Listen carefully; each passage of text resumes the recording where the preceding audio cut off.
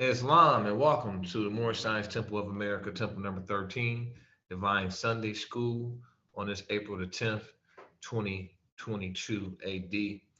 We are honored to be with you this afternoon. Please allow us a few more minutes as we set up the technological components so we can conduct our Divine Sunday School.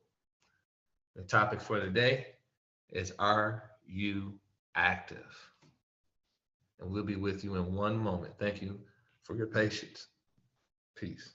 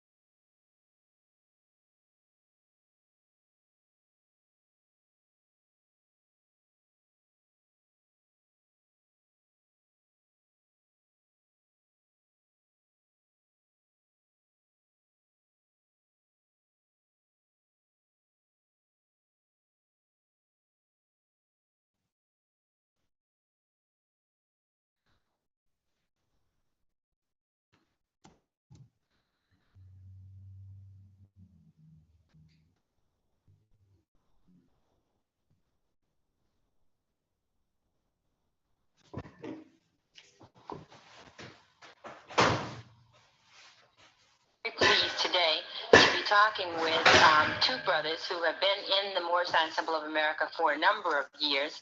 To my right is Brother G. Cook Bey, and to my left is Brother I. Cook Bey.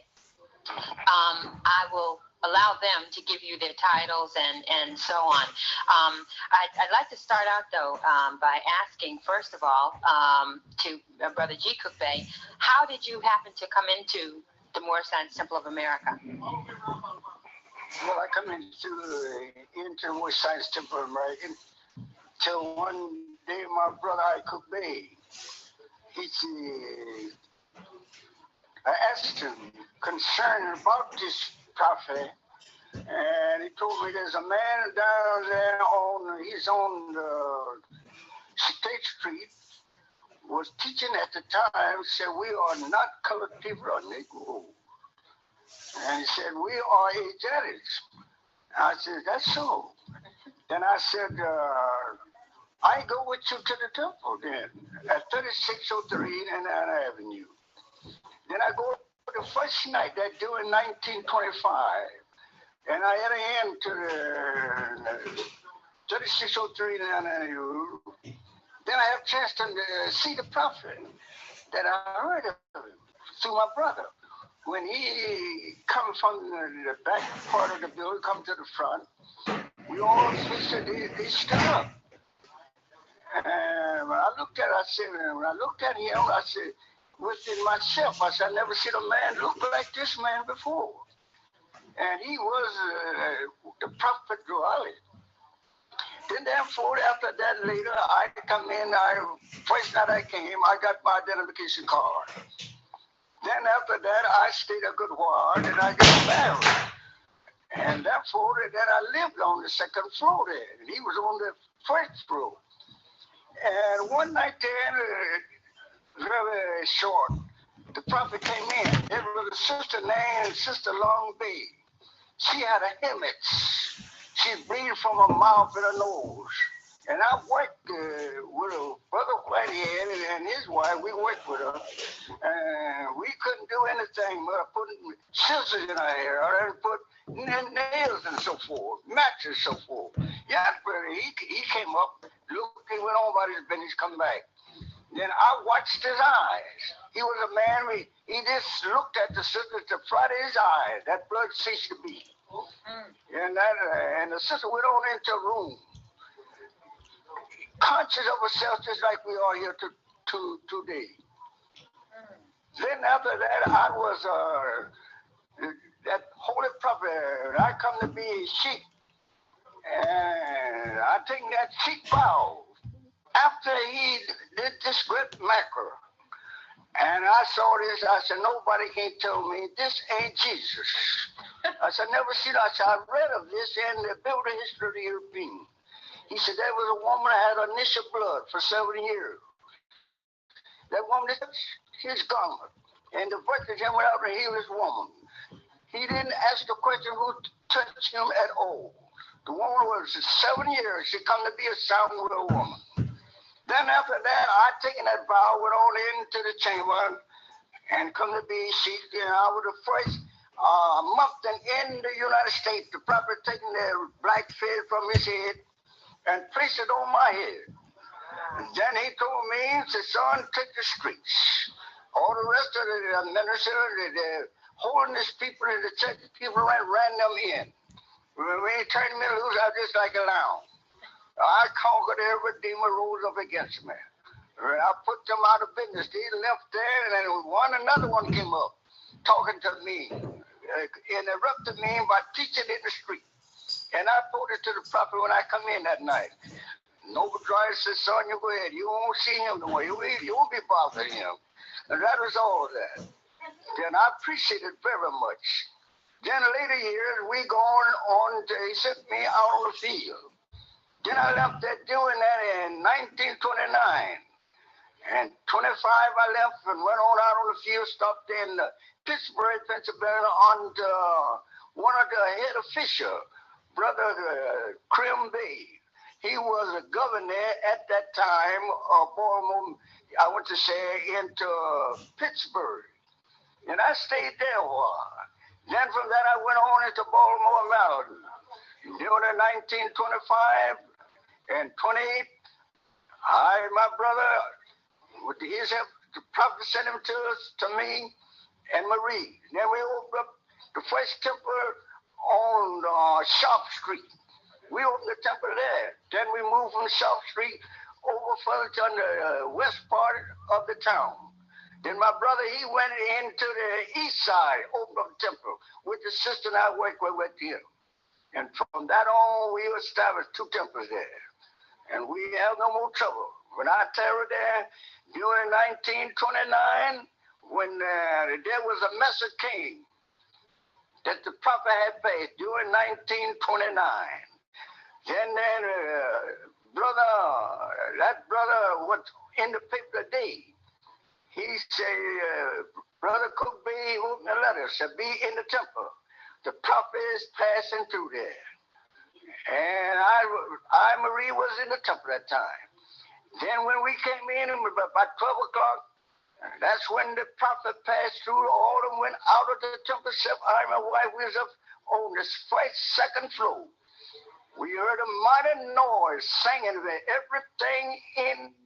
Very interesting. I'm sure, I know it was to me, and I'm sure it will be to all who view this. Brother Ikupe, it sounds like you were the inspiration behind all of this. Right. Can you tell us how you happened to hear about the Moore Science Temple of America? I met as follows, 1925, here in Chicago on 6th Street, 33rd and State.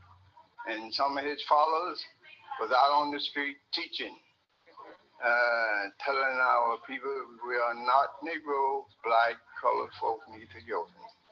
And said, Allah have blessed us and sent us a holy prophet to teach us our national and divine creed.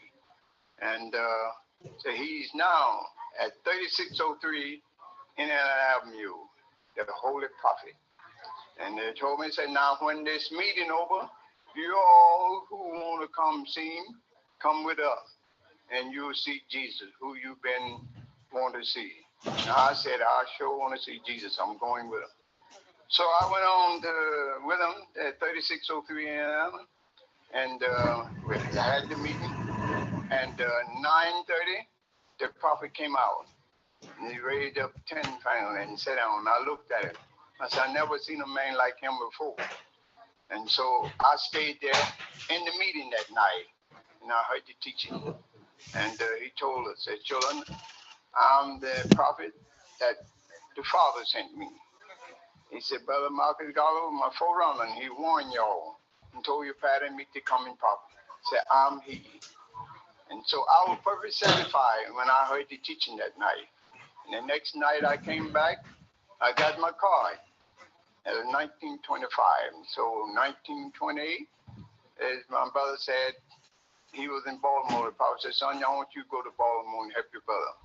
And so as soon as you all get a good core of members, I will come out and set you aside, give you a charter, and you will have a charter temple, and you can begin to sound the trumpet and wake up our people. So I took him at his word. I went, left in April 1928, and went to Baltimore. And so we stayed there 3 years, 9 months. And we set aside 2 temples there in Baltimore. I was on the east side, my brother was on the south side. He had temple number 13, I had temple 22. So I got started with one family, went in their home, the whole family joined. Wow. My secretary, the chairman, treasurer, everyone, they all fell in. And so we were off there and we set up 2 nice temples there. And we stirred that city, Baltimore. And so they did carry on until the conflict come up. And so we have some members here now from Baltimore. They're going to continue on and they're going to reset the temple and going to start it back up. And they'll come to be members here in the Grand Body here in Chicago. One of you long to realize that Prophet Noble Ali was the divine prophet. That's right. What kinds of predictions did he make? And if I'm not using the correct word, please correct me. But what kinds of things did he say would happen that in your life so far you've seen happen? Well, he told us that if these people repent and reform, he said this would be one of the greatest prosperous government on the face of the earth. He said, but if you fail to repent, the wealth is yet to come upon them. He said, earthquake, disease, plague, famine, everything gonna come upon you. So today we see destruction out through the entire world. Great wind, tornado, windstorm. And there is no peace among the nation of the earth. By the Holy Prophet, he told us, I'm a universe prophet for all nations. Said, I'm a universe prophet, children. Said, I didn't come to stay right here with y'all. He said, I got to go. I'm needed. And in Africa and Europe and all over. And so he told us that if you don't believe I'm a true prophet, watch my prophesy. You will see that come to pass what I promised me for the very work's sake. Have anyone ever come and brought y'all what I brought you? He said, I got what you need. I'm giving you what you need. He told us that nationality is the foundation of mankind. It's about a nationality and decency ain't recognized by the government in which you live in the nation of the earth. And so I appeal to you, come. I come for the little children around your knees, the unborn generation. Say, I, the prophet, come from. He said, the day will come. You will be able to teach your children and prepare them. They'll come up knowing themselves, know their nationality and descent. And said, the greatest sin it is upon you that you turn away from your creed, from your forefather. He said there was Moses. And said, no one can change man from the tender nature of his forefather. Use his power to stand beyond the great universe creator, Allah himself. Said, y'all are Moses, the seed of your ancient forefather. And he's told us what your ancient forefather were. You are today without contradiction. There is no one that able to change man from the tender nature of his forefather.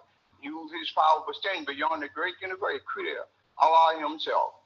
And said, you can't on change a man, you can call him whatever you will or may. Say when they brought our forefathers here, they were mold, one, this is what I'm putting on y'all, fez and turban. To the land of in Jamestown, Virginia, put them on the block and sold them, made slaves out of them. And he said, now, I have come for your freedom. And he said, I have any seat to the United States government, to the head official. And everything I went for, I got it. And said, give it to me.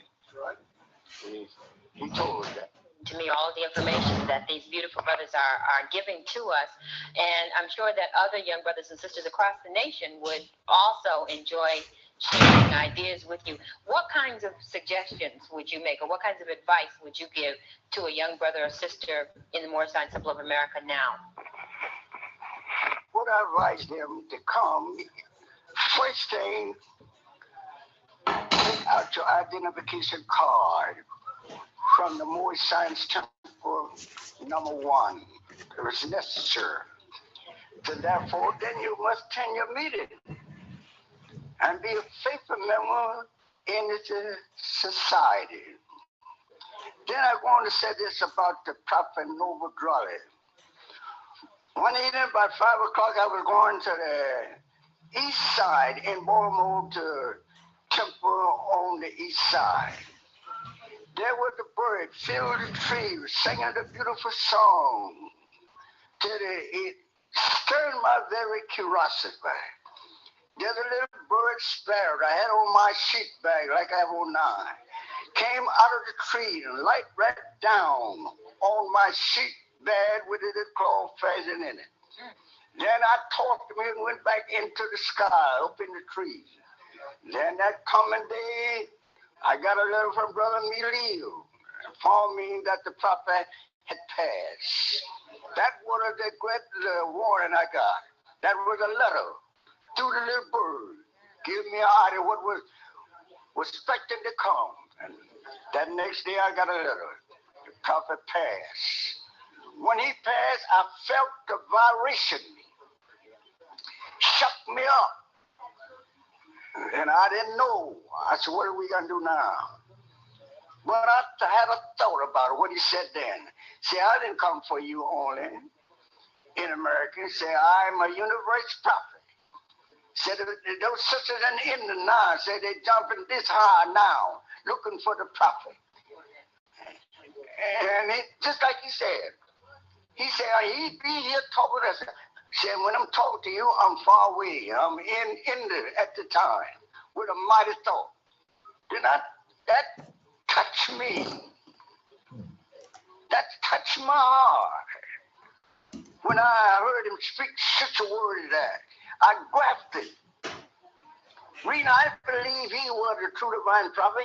He performed miracles that no other man that I have never seen perform in my lifetime. And I believe he was the true and divine prophet. He said plain English, you read, I'm the true prophet. Watch my prophesy. He prophesied these things to come what we are in today. All we got to do, prove faithful. Hold fast to his fidelity. Let no man take it away from you. Stand up on that, your indignance. Stand on the square, that 45 degrees. Now I go on to say, the Holy Prophet talked to me natural, plainly.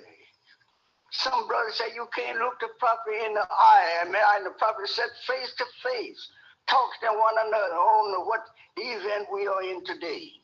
He said, look at me, good, in the official meeting. Said, look at me.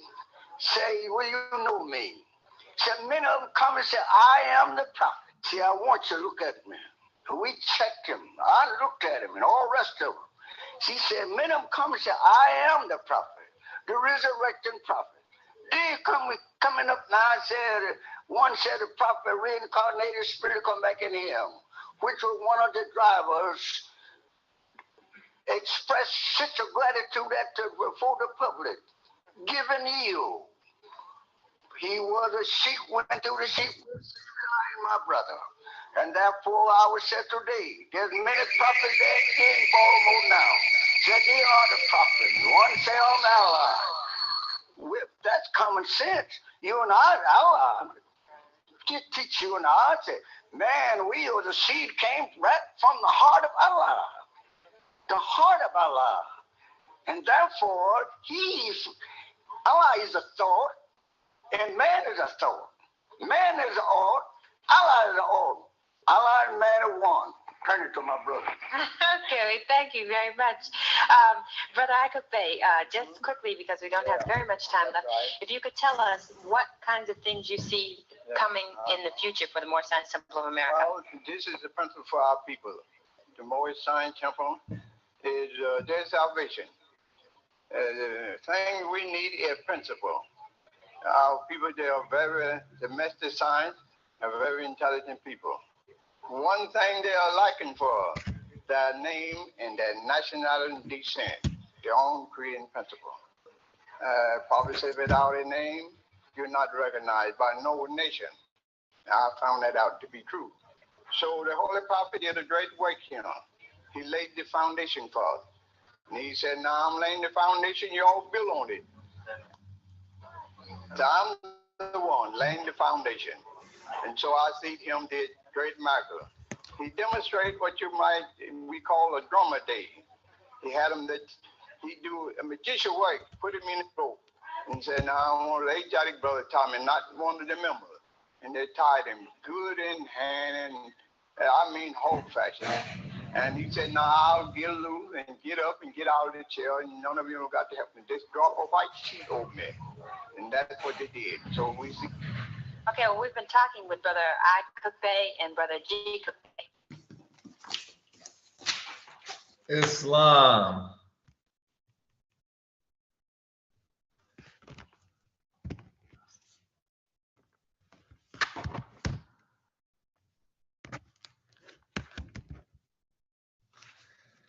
Islam, Moorish Americans, and to the general public, greetings. I'm Brother P. Miles Ill, Grand Sheik of Temple number 13, here at Pontiac, Michigan, of Moorish Science Temple of America. Noble Drew Ali, the founder, our holy and divine prophet, who founded this movement for the uplifting of fallen humanity amongst the Asiatic nations of America and the entire world. It is my pleasure and honor to be with you this afternoon for our Divine Sunday School,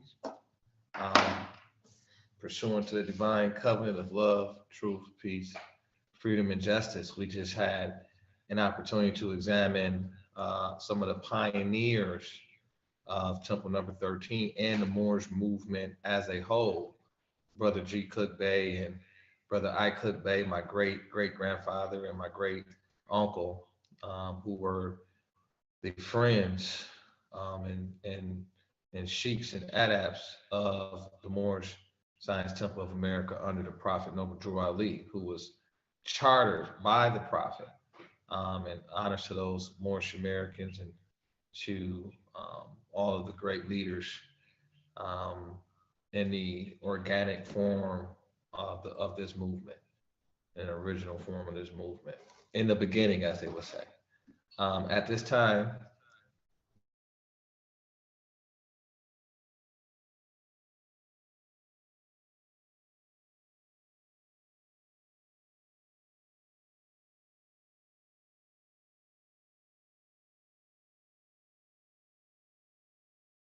and we'll go into our divine lessons from our questionnaire in our Holy Quran of the Moorish Science Temple of America. With that being said, please join us. It's two on the right hand, and 5 on the left. And we face the east, and our feet is at a 45-degree angle. Allah, the Father of the universe, Father of love, truth, peace, freedom, and justice. Allah is my protector, my guide, and my salvation, by night and by day, through his holy prophet, Drew Ali. Amen. Peace. And so, I rise and give praises to the great God, Allah, the Father of the universe, the Father of love, truth, peace, freedom, and justice. I give honors to the prophet, to our holy and divine prophet, Noble Drew Ali, the founder of the Moorish Science Temple of America, this Moorish Divine and National Movement, which was founded for the Grand Pacific principles of uplifting fallen humanity under love, truth, peace, freedom, and justice, and to teach all nations in all lands. And for the teaching and instructing of the Moorish Americans. We give honors to our prophet, Noble Drew Ali, who was a universal prophet. As you just heard the brothers and sisters, the two brothers discussing this to the world, giving this understanding and wisdom to all that may come about inquiring about Noble Drew Ali, the prophet. I give honors to Brother Marcus Garvey, the forerunner to the prophet, who came and prepared the people for the coming prophet, Noble Drew Ali, and to the great works that the kings did in those early 1900s, which was critical, civic work, religious work, for the purpose of social improvement. I give honors to all of the past supreme grand advisors and moderators of the Moorish Science Temple of America. The first Supreme Grand Advisor and Moderator, Brother C. Kirk McVeigh, the Sultan and Colonel, Brother F. Nelson Bay, Brother J. Blakely Bay. I give honors to the former Grand Chief and Moderator of the Moorish Science Temple of America, Brother R. Love Eel. I give honors to the present Grand Chief of the Moorish Science Temple of America, Brother R. Jones Bay, and honors to his official staff. I give honors to all of the leadership throughout the country and all over the world. I give honors to all of the leaders here within the state, the great state of Michigan, to the office of governor and to his official staff. I give honors to all of the officers and leaders and members here at Temple number 13. I give honors to my wife and children, and all of the friends and families of the Moorish Divine and National Movement. I give honors to our two flags combined.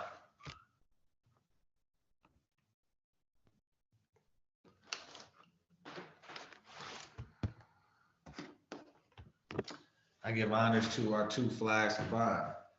The red flag, the Moorish flag, which is the red flag with the 5-point green star in the center, which represents the divine principles, the 5 divine principles of love, truth, peace, freedom, and justice.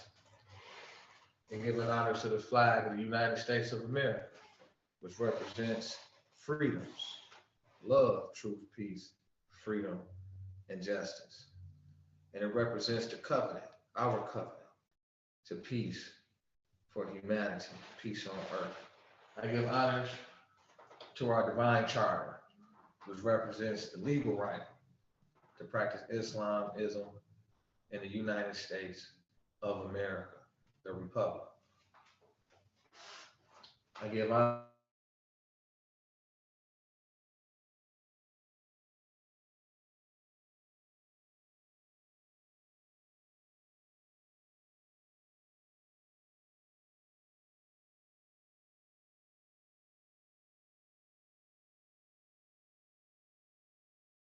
to our ortiz and compounds, which provides Mother Nature's presence in healing the body and maintaining the opportunity for us to perform at the highest levels possible.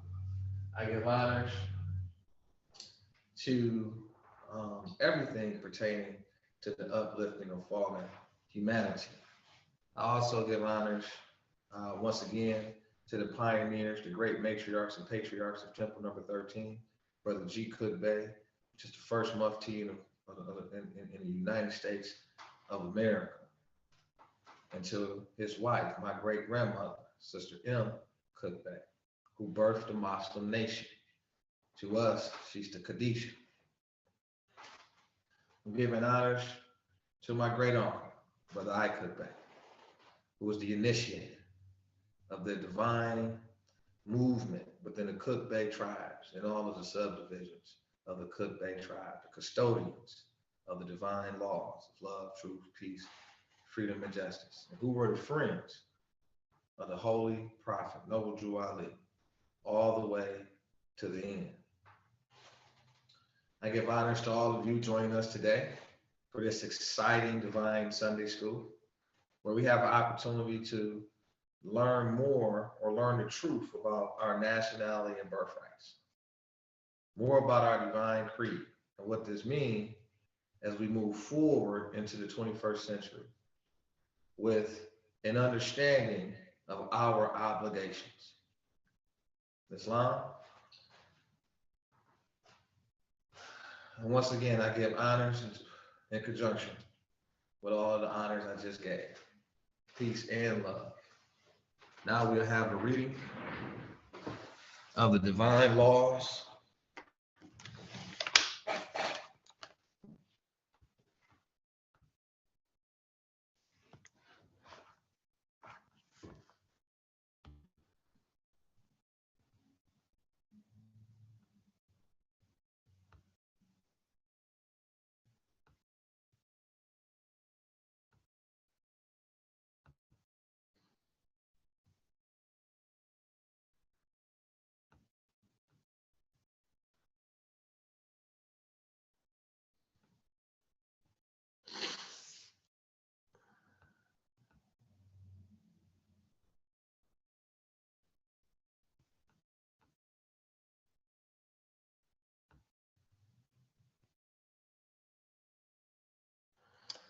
Islam, salvation, our God, unity. The Moorish Science Temple of America, the Divine Constitution and Bylaws, Act 1.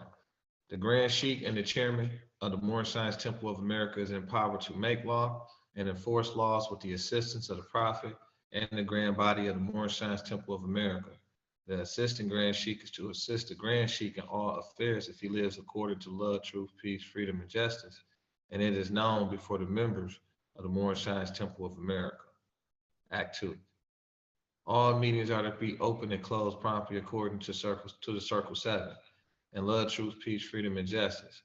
Friday is our holy day of rest because on a Friday, the first man was formed in flesh, and on a Friday, the first man departed out of flesh and ascended unto his Father God, Allah.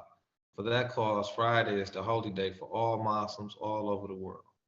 Act 3.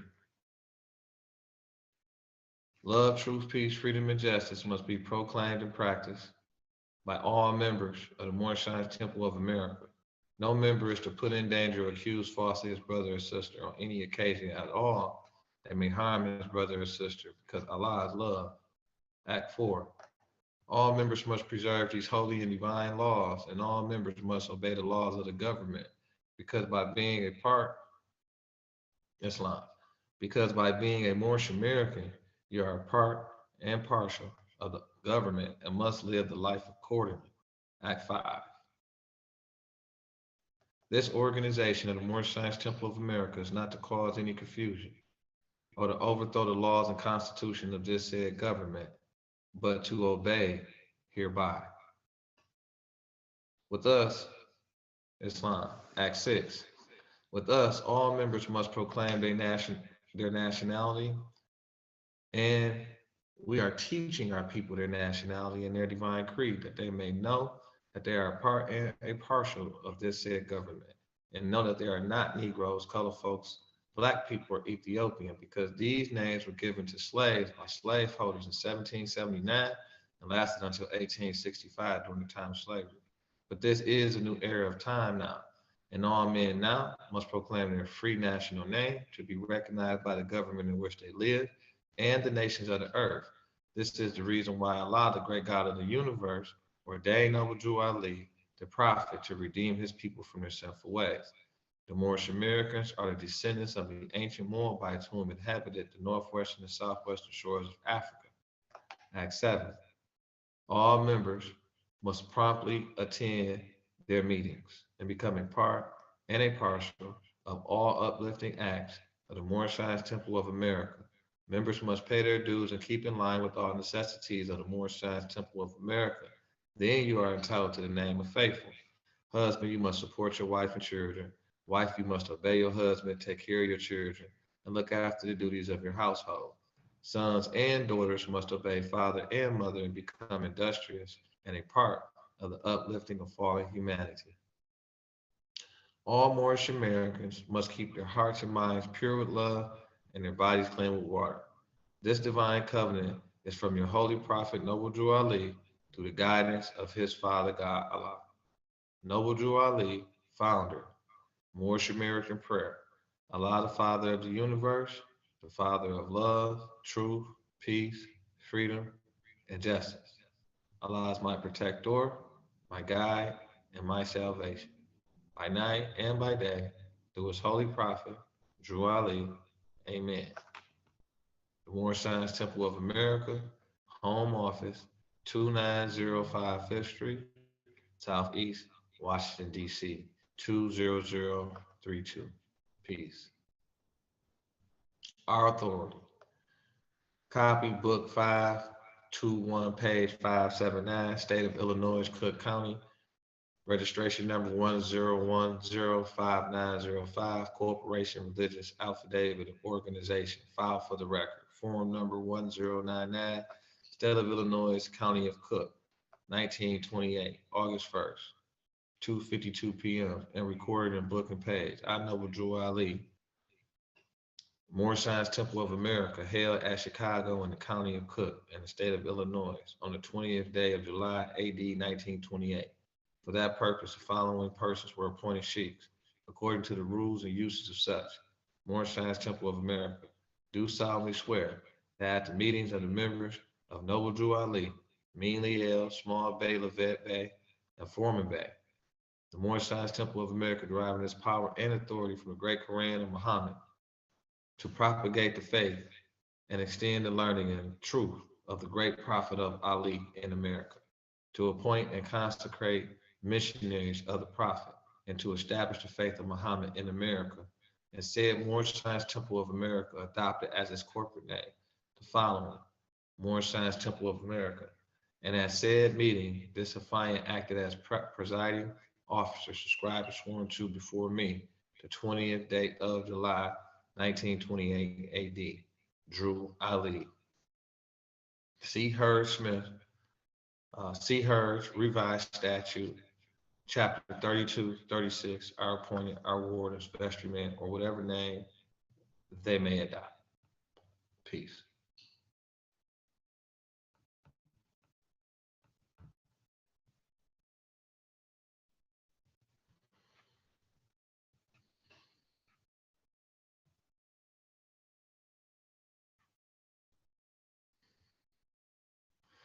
Islam. Questionnaire and additional laws for the Moorish Americans by the Prophet Noble Drew Ali. Act 1. Grand Sheikhs and governors, Grand Sheikhs and governors, and heads of all temples, all businesses.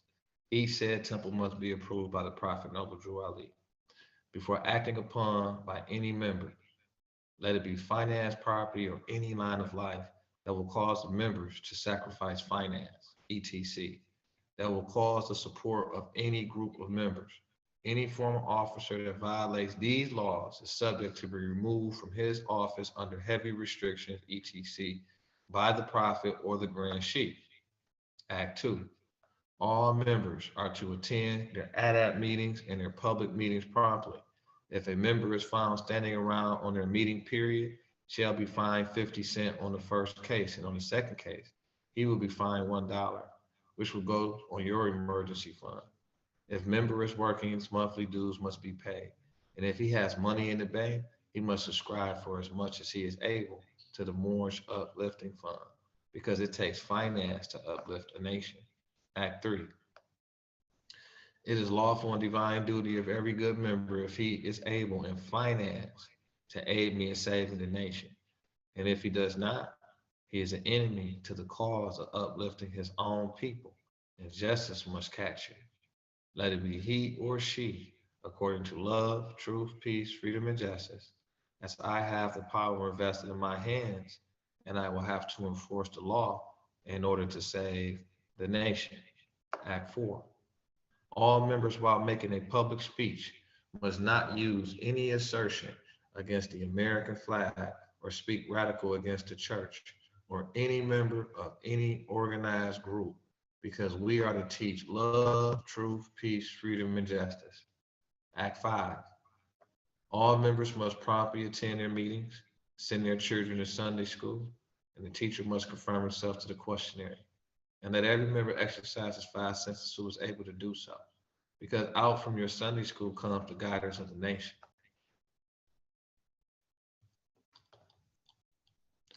Act 6.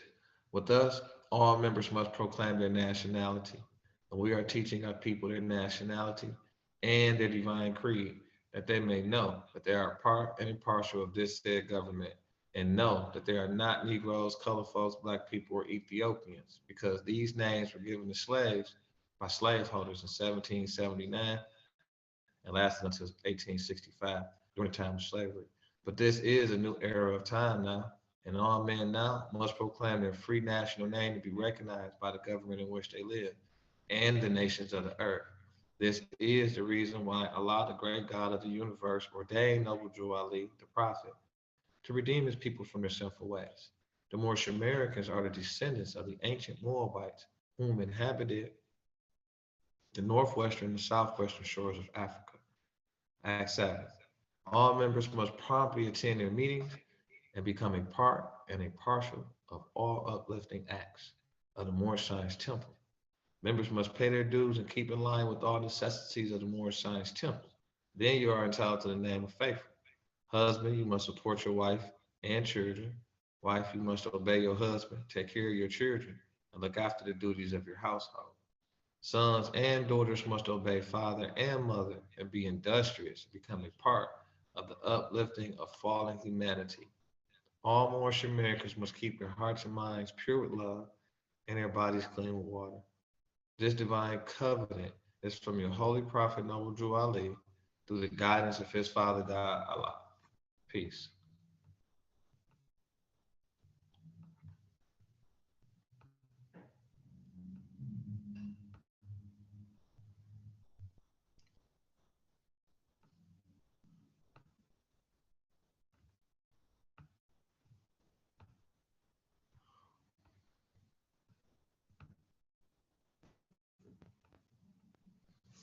All right. Let's see here. It's time. So now we'll read from the Holy Koran of the Moorish Science Temple of America, Circle 7, divinely prepared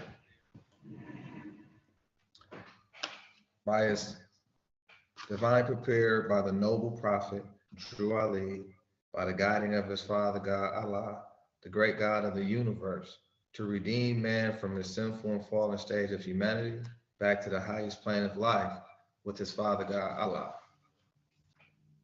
Know thyself and Allah, the genealogy of Jesus, life and works of Jesus in India, Europe, and Africa, in the land of Egypt. The name and symbols are covered by copyrights and registration. Noble Drew Ali, the prophet and founder of the Moorish Science Temple of America, to redeem the people from their sinful ways. The divine instructions from the Holy Prophet. As we recognize and give honors to Sultan Abdul Aziz ibn Saud, the descendant of Hagar, now the head of the holy city of Mecca. Know thyself and thy Father God Allah, the genealogy of Jesus, Islam. We're on page 3 for Moors that have a Holy Quran present. We're reading from the Holy Quran on Islam. We're reading from the Holy Quran, the Moorish Science Temple of America, Circle 7 on page 3, entitled Know Thyself and Thy Father God, Allah.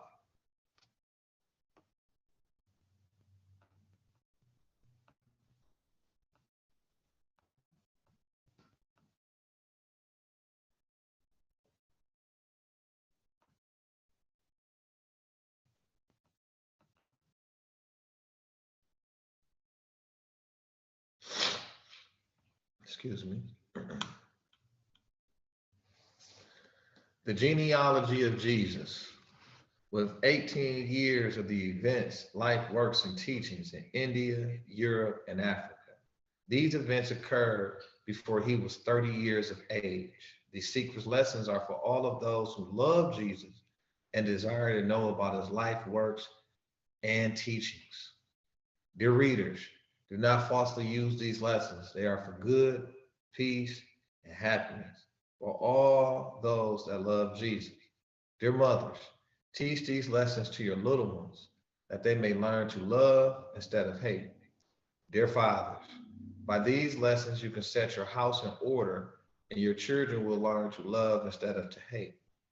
The lessons of this pamphlet are not for sale, but for the sake of humanity, as I am a prophet and a servant is worthy of his hire, you can receive this pamphlet at expense. The reasons these lessons have not been known is because the Muslims of India, Europe, Islam, the Muslims of India, Egypt, and Palestine had these secrets and kept them back from the outside world. And when the time appointed by Allah, they loosened the keys and freed these secrets. And for the first time in ages, have these secrets been delivered in the hands of the Muslims of America, all authority and rights of publishing of this pamphlet in 1927 by the Prophet Noble Drew Ali.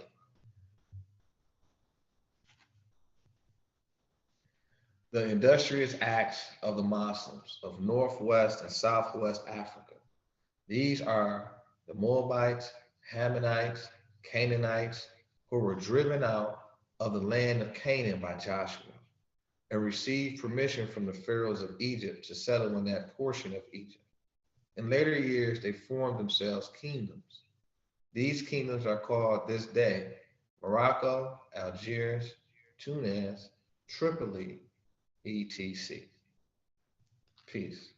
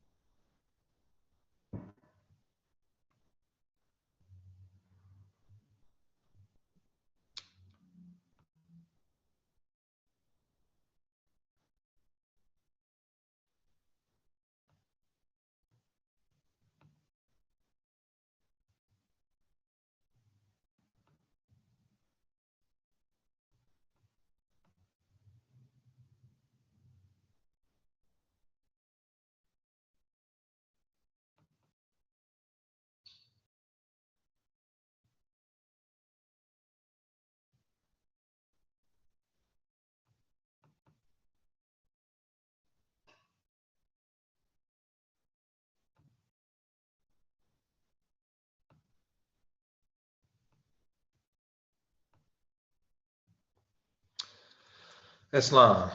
I'll now read, pursuant to the customs here at Temple number 13. We'll read from the divine instructions from the Holy Prophet,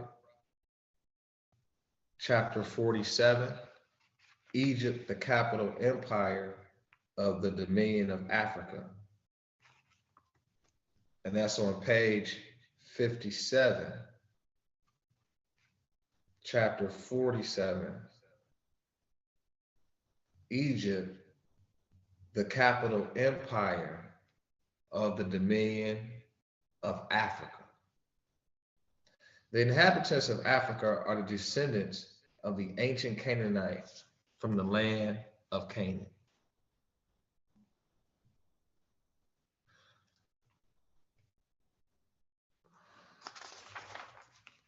Old man Cush and his family are the first inhabitants of Africa who came from the land of Canaan. His father Ham and his family were second. Then came the word Ethiopia, which means the demarcation line of the dominion of a maxim, the first true and divine name of Africa.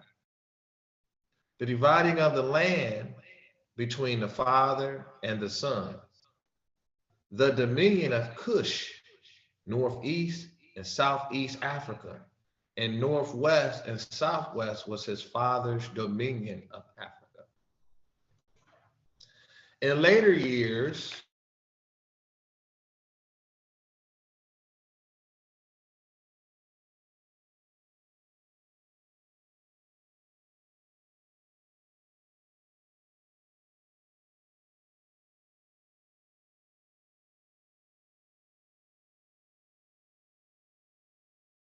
empire with their Canaanite, Hittite, and Amorite brethren who sojourned from the land of Canaan seeking new homes. I'm on divine instruction 7.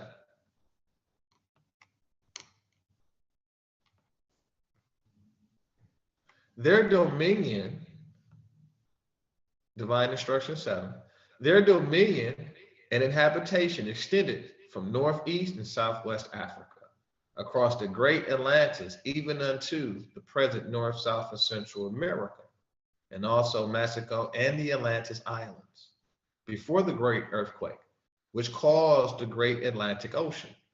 The river Nile was dredged and made by the ancient pharaohs of Egypt in order to trade with the surrounding kingdoms.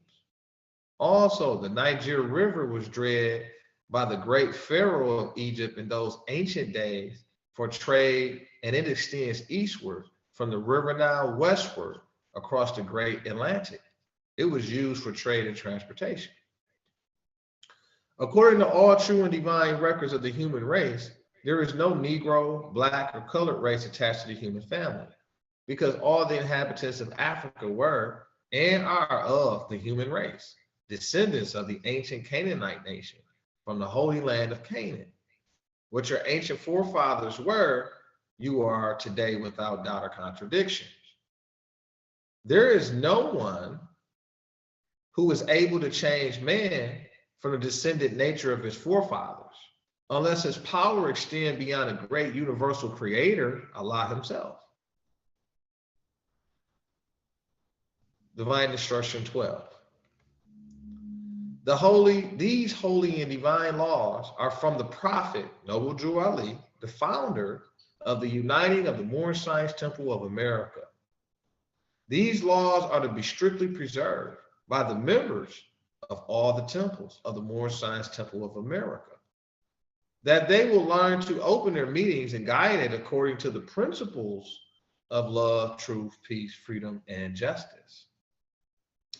Every subordinate temple of the grand major temple is to form under the covenant of love, truth, peace, freedom, and justice, and create their own laws and customs in conjunction with the laws of the Holy Prophet and the Grand Temple. I, the Prophet Noble Drew Ali, was sent by the great God, Allah, to warn all Asiatics of America to repent from their sinful ways before the great and lawful day, which is sure to come.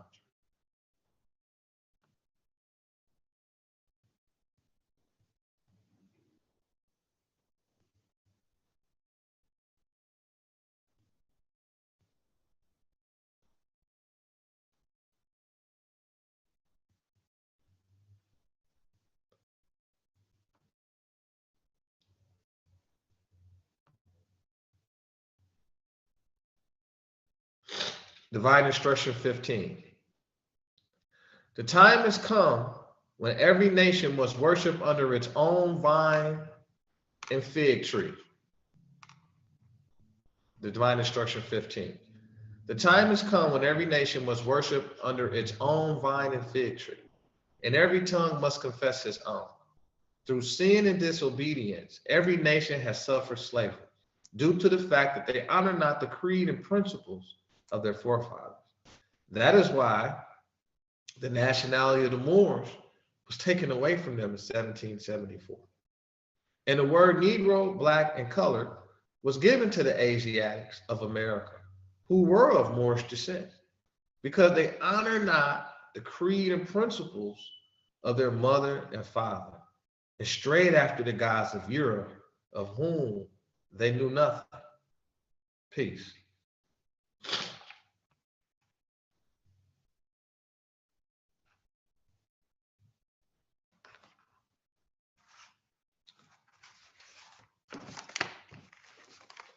So at this time, we will head over into our questionnaire and our Quran questions for Moorish Americans. For our Sunday school portion of the examination of the 101s, the 101 questions and answers. And we're going to pull them up here for the viewers to follow along. And please always submit any questions that you may have prior to at pmilesl@msta13gov.com. That's PMILESEL at msta13gov.com, or go to our MSTA number 13 Pontiac or Moorish Science Temple of America number 13 on Facebook, and or you can go to www.msta13gov.com and you can gain access to the Zoom meeting platform, and you're able to participate with any questions, any readings, you're able to, as we say here, you're able to exercise in accordance with law, actually. The Act 5 of additional laws, you're able to exercise your 5 senses in conjunction with your intellect, Islam, excuse me. And so we'll go over that and pull it up on the screen here.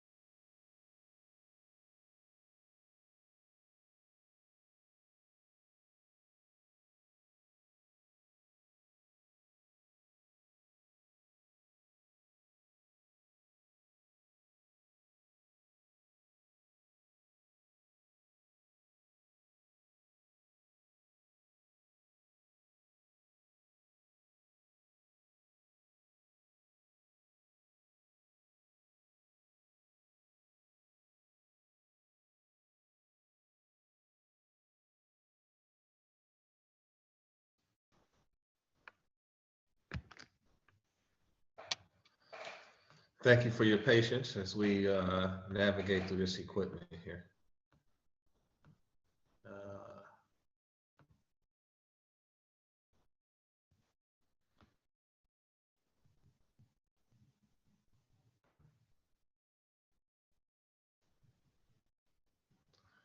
The Quran question, the great meeting is on. Islam, the great meeting is on. Asia, the Quran questions from Moorish Americans. The cares of the world, salvation. Noble Drew Ali, founder, Moorish Science Temple of America. This was back when the address was actually 48 Inter Street, Mount Clemens. Actually, it's not that anymore, as you know. But actually, before we go into the questionnaire here, I had took the pleasure of, let's see, creating a mock nationality identification card because I don't have a blank one to upload. And this is absolutely a part of the Divine Sunday School, the actual Sunday school class, where we go into the science of, or we examine this instrument, which is the, let me find the middle ground here. Which is the,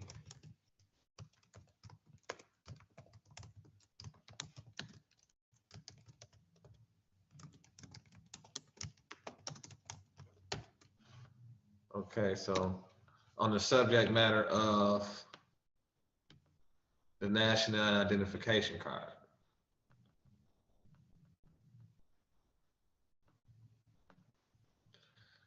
And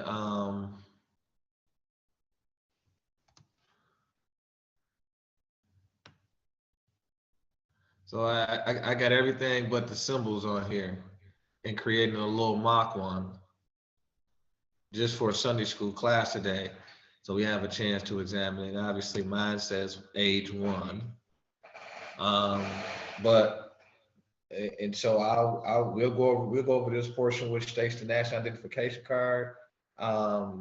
Islam, Unity, Allah, age 1, 1984, Brother P. Miles Ill. This is your national identification card for the Moorish Science Temple of America and birthrights for Moorish Americans, etc.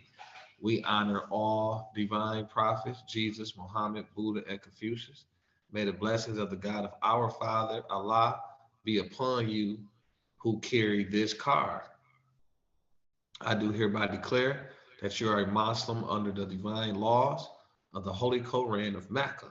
Love, truth, peace, freedom, and justice. I am a citizen of the USA, Noble Drew Ali, and it's actually put that how it is on the nationality card. Excuse me, the national identification card.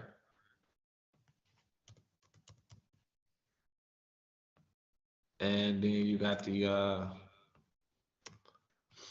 grantor or the signer, Noble Drew Ali, the prophet, home office, and that's where you got a home office info 200. I got the home office information in front of me, but and so that's the national identification card.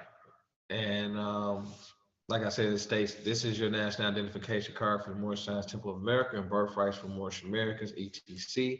We honor all divine prophets, Jesus, Muhammad, Buddha, and Confucius. May the blessings of the God of our Father be upon you, our Father Allah be upon you that carry this card. I do hereby declare that you are a Muslim under the divine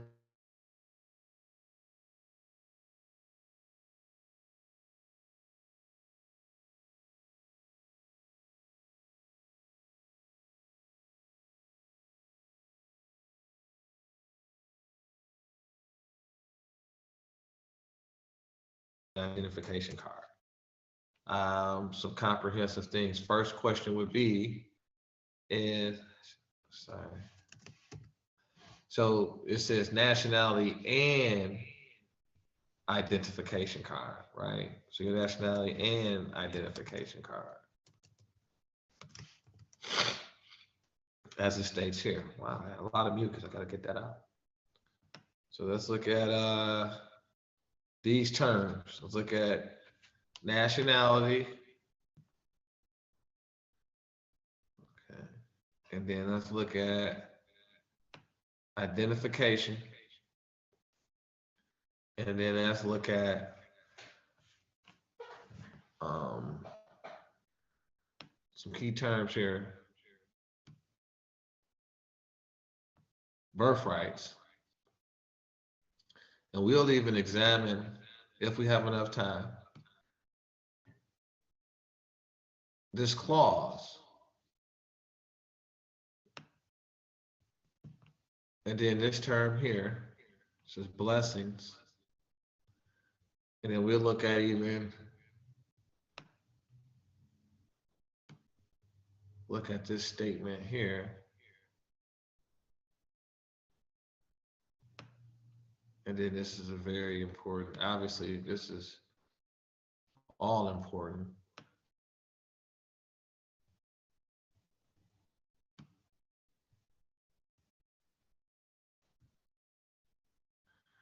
And so say this is your nationality. So the question becomes,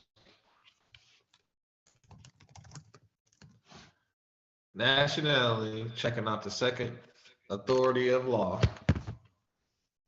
And it's, you know, right out the top, it's the quality or character which arises from the fact. So we'll take that and we'll keep it. And we bring it back over here.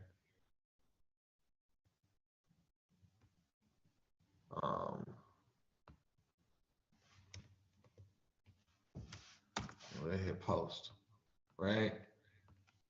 Boom. Nationality, boom.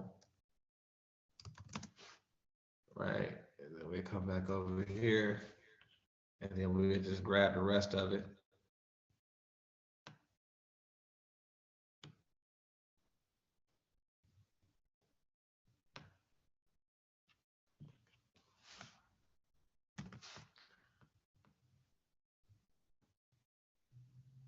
Oh, it had already gave us all of it. Okay, I didn't see that the first time.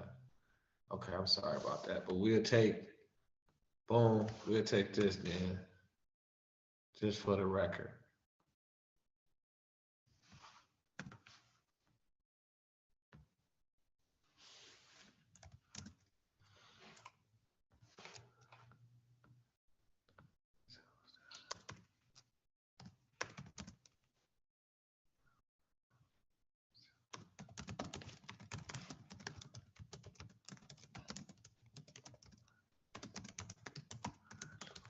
So we got to understand these processes.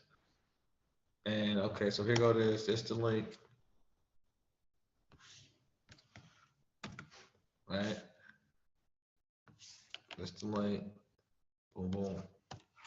So nationality basically is that quality or character which arises from the fact of a person's belonging to a nation or a state. Nationality determines the political status of the individual, especially with reference to allegiance, while domicile determines his civil status. Nationality arises from birth or naturalization. So in Acts 6, the prophet broke down to us that the Negro, black, and color in Ethiopia were names given to slaves by slaveholders in 1779 and lasted until 1865. He also told us in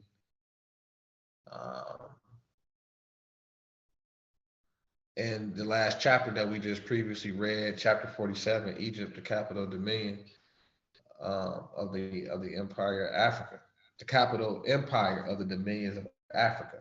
And so in it, and obviously right here, it states that this is why the nationality of Moors was taken away, because it was talking about, well, through sin and disobedience. Well, really, you got to go back a little bit. It said the time has come when every nation must worship under its own vine and fig tree, and every tongue must confess his own, right? So, and he said through sin and disobedience, every nation has suffered slavery due to the fact that they honor not the creed and principles of their forefathers And that is why the nationality of the Moors was taken away from them in 1774.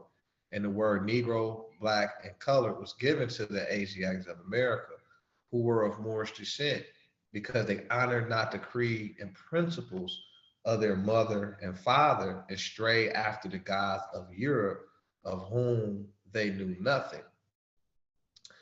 So the Moorish Americans are descendants of the ancient Moabites, right? Who inhabited the northwestern, southwestern shores of Africa. And let me pull this up.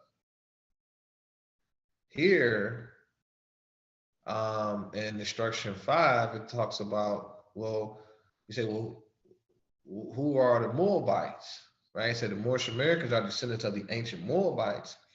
So you're looking for the more information on the Moabites. Well, the Moabites are from the land of Moab, who received permission from the pharaohs of Egypt. So they received, another term for permission is a license. So they received a license, a grant, a mandate, authorization from the pharaohs of Egypt to settle in and inhabit Northwest Africa. They were the founders and are the true possessors of the present Moroccan Empire. So they got the title to the Moroccan Empire, the Moorish Americans, and their nationality was taken away in 1774. Okay, so and the nationality determines the individual's political status. 1, 2, it is the fact. Nationality is the fact of a person belonging to a particular nation. And so nationalities, they will, in our, I know I'm kind of jumping a little fast, but we're not even there, but we're here.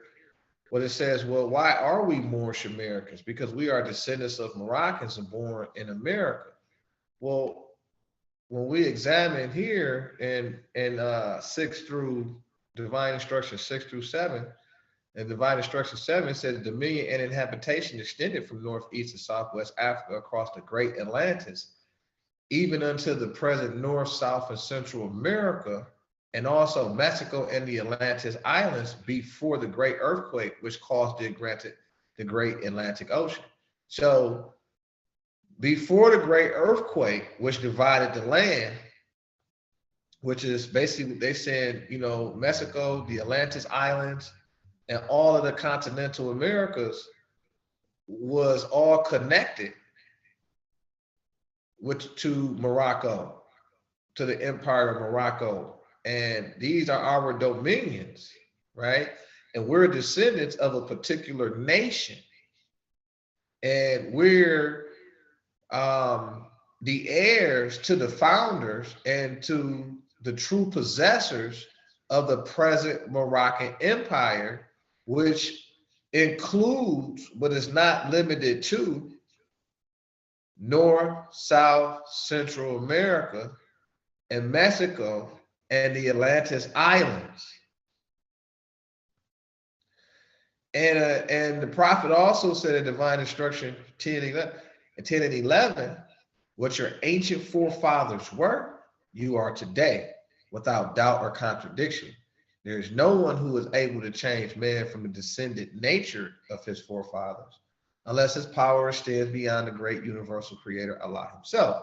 So in the wheel of Allah, what we call the wheel of Allah, a Holy Quran of the Moorish Science Temple is the lawful wheel. And that's why you see there, it says on page, 2, 3, it deals with the legitimacy of the wheel, right? Page, 2, you got Ibn Saud, the head of the holy city of Mecca, the first king of Saudi Arabia.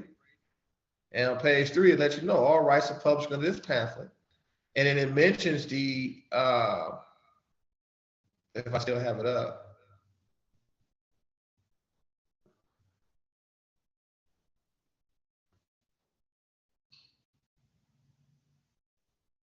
And it mentions on page 3, excuse me, it mentions the license that the Moors received, the Moabites, the Hammonites, the Canaanites, who were driven out of the land of Canaan by Joshua, and received permission. So those are key terms. It means the Moors received the license with their brethren. They received the license, a mandate, authorization, permission. They received title to go and form these kingdoms, inhabit this territory, and form these kingdoms, what is called kingdoms today. Then it was empire. That these kingdoms are called this day Morocco, Algiers, Tunis, Tripoli, etc. So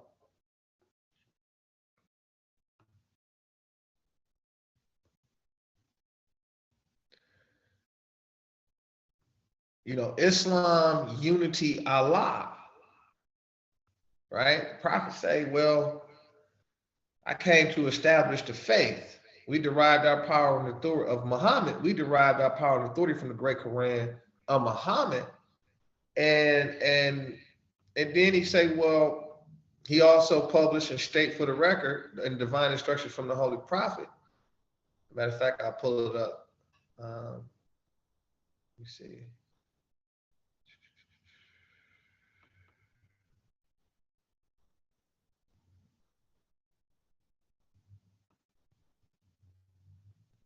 And I know I'm moving kind of fast. I apologize. But we're on the subject matter, and I would want to make sure that you have a chance to examine the information.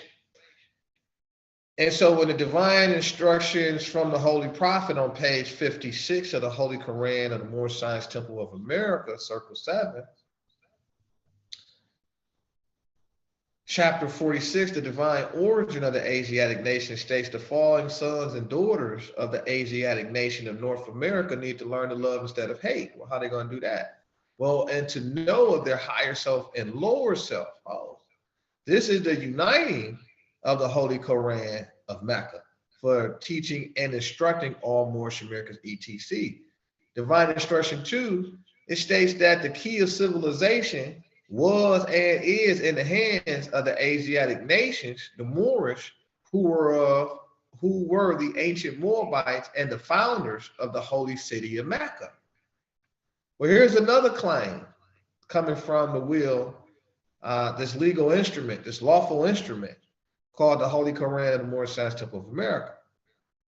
In it, it reveals in the divine instructions from the Holy Prophet that the Moorish Americans are descendants of the ancient Moabites, and the modern term for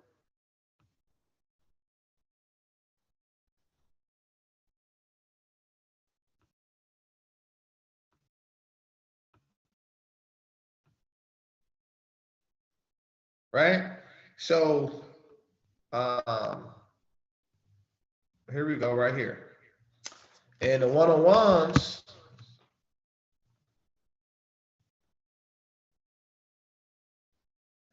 and question 31 of the questionnaire, it said, what is the modern name for Moabites? Say Moroccans, right? And question 32, it asks us, where is the Moroccan Empire? Northwest of Maxim. Question 33, what is the modern name for Maxim? Africa. Question 34, what is the title given to our ruler in Morocco? Sultan. Where do we get, in question 35, where do we get the name Jesus? From the East. In question 36, what does the name Jesus mean? Jesus means justice, right? So let's rewind. Let's go Let's go in reverse. And question 11. No, question 12. Because this is in reference to question number 5 when it asks us, who is Noble Drew Ali? Well, he is Allah's prophet. Question number 6, what is a prophet? A prophet is a thought of Allah manifested in the flesh. Question number 7, what is the duty of a prophet? To save nations from the wrath of Allah. Question number 8, well, who is the founder of the Moorish Science Temple of America? Noble Drew Ali. Question number 9, what year was the Moorish Science Temple of America founded? 1913 AD. Question number 10, where? Newark, New Jersey. Question number 11, where was Noble Drew Ali born? In the state of North Carolina, 1886. Question number 12, what is his nationality? Moorish American. Question 13, what is your nationality? Moorish American. Question 14, why are you Moorish American? Because we are descendants of Moroccans and born in America. Question 15, for what purpose was the Moorish Science Temple of America founded? For the uplifting of fallen humanity. Question 16, how did the prophet begin to uplift the Moorish Americans? By teaching them to be themselves. Question 17, what is our religion? Islamism. Question 18, is that a new or is that an old time religion? Old time religion. Question 19, what kind of a flag is the Moorish? It is a red flag with a 5-pointed green star in the center. Question 20, what do the 5 points represent? Love, truth, peace, freedom, and justice. Question 21, how old is our flag? It is over 10,000 years old. So here, when we talk about nationality and identification, what does identification mean at law?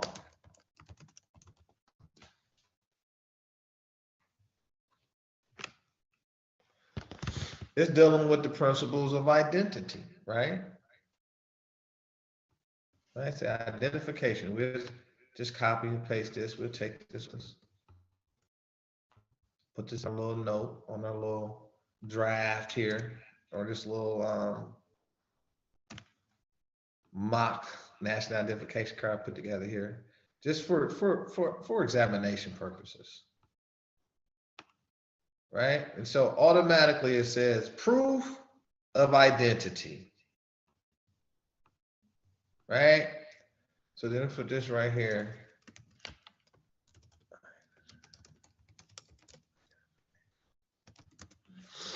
And then we'll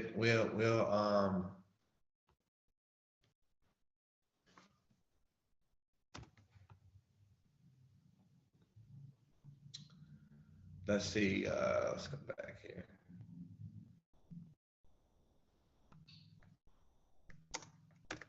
Okay, so, and obviously you're gonna need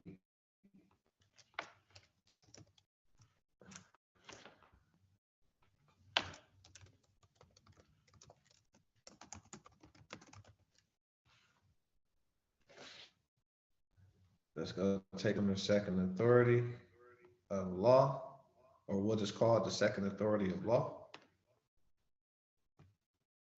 And let me get this.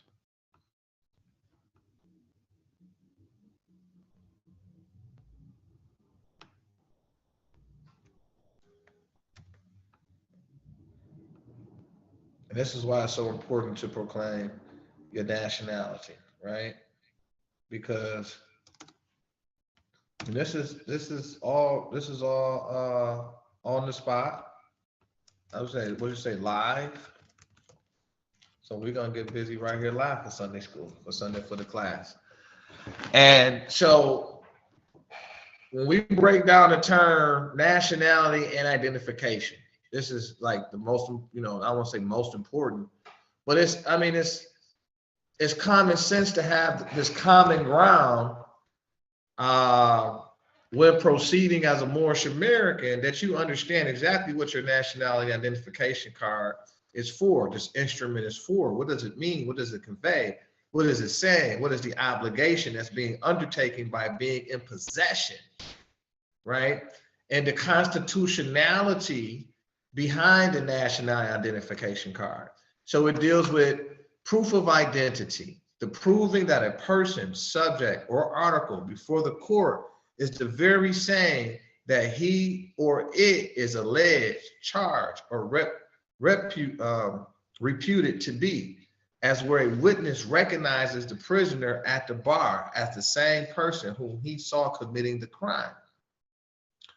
Or where handwriting, stolen goods, counterfeit coins, etc. are recognized as the same which once passed under the observation of the persons identifying them. True identity is collected from a multitude of signs, okay?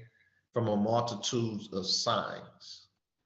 And this is obviously a card is a sign as well.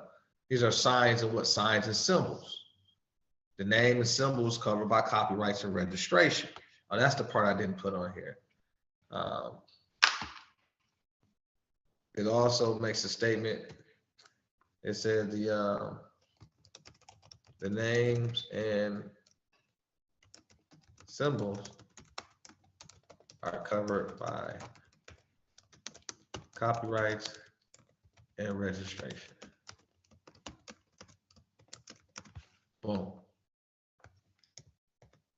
Which is a legal statement. This is law and order, which is a lawful statement, because you're dealing with the common law copyrights, because you're dealing with birthrights. You're dealing with inheritance, right? So when you come in, you join the temple, you came in John Doe, and you left out John Doe ill.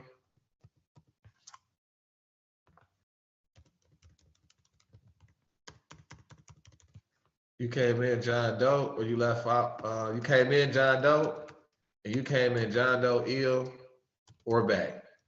I mean, you left out ill or bay, right? So you took on your noble title, your free national name,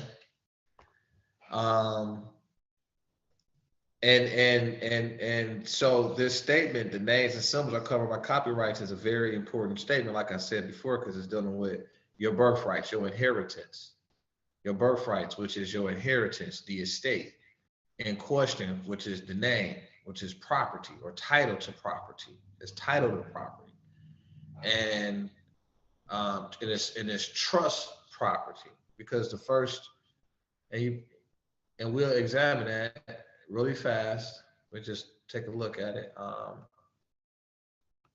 the sake of time.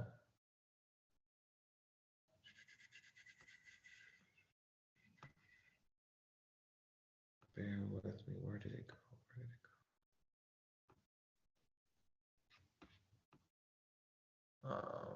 Wow, it went somewhere that fast. Let's see.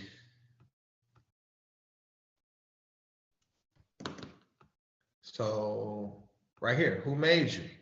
Allah, right? So, well, who made you? Allah. So that comprehensively expressed that that inhabit the body, because we say, well, who is I? First of all, let me go through it properly. Question number one, who made you? Allah. Question number two, well, who is Allah? This is from the questionnaire of Quran questions for Moorish Americans. And so question number two, well, who is Allah? Allah is the father of the universe. Question number three, well, can we see him? No. Well, where's the nearest, question number four? Where is the nearest place we can meet him? In the heart, right? And so man is a thought of Allah, and Allah is in the heart. So the body This physical being is property of Allah. Well, who made you? Allah. That makes this property, divine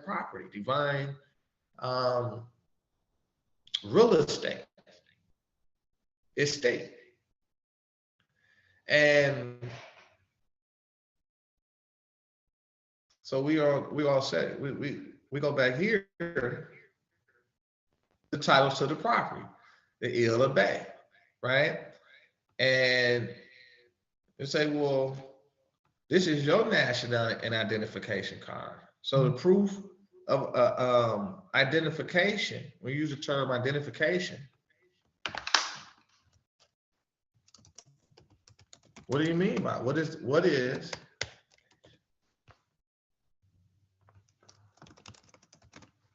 so we put in that form.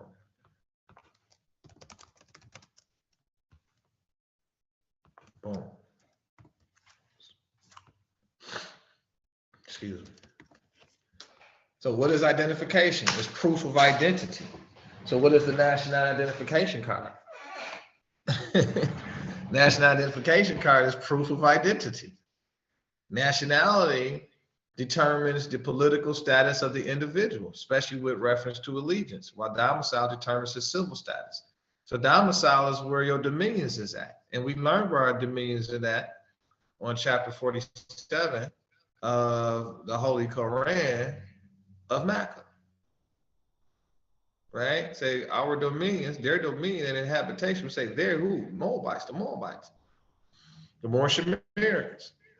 And the Moorish Americans' dominions extend onto the continent. So you have that Aboriginal indigenous claim that's pre-existing way before colonialization and before the Great Earthquake. And the Moorish Americans are the founders not only of the holy city of Mecca, not only of Moab and the holy lands of Asia, but also in the Americas, Morocco, and Tunis, Tripoli, etc. So this is a claim. Your national identification card represents a claim to the Americas, the land, its state. Not just here, but in the all through the Northwest Africa or Northwest of Mexico. The true and divine name, as it states here. The true and divine name. Right? It's the first true and divine name of Africa. So your nationality and identification card is a connector or connecting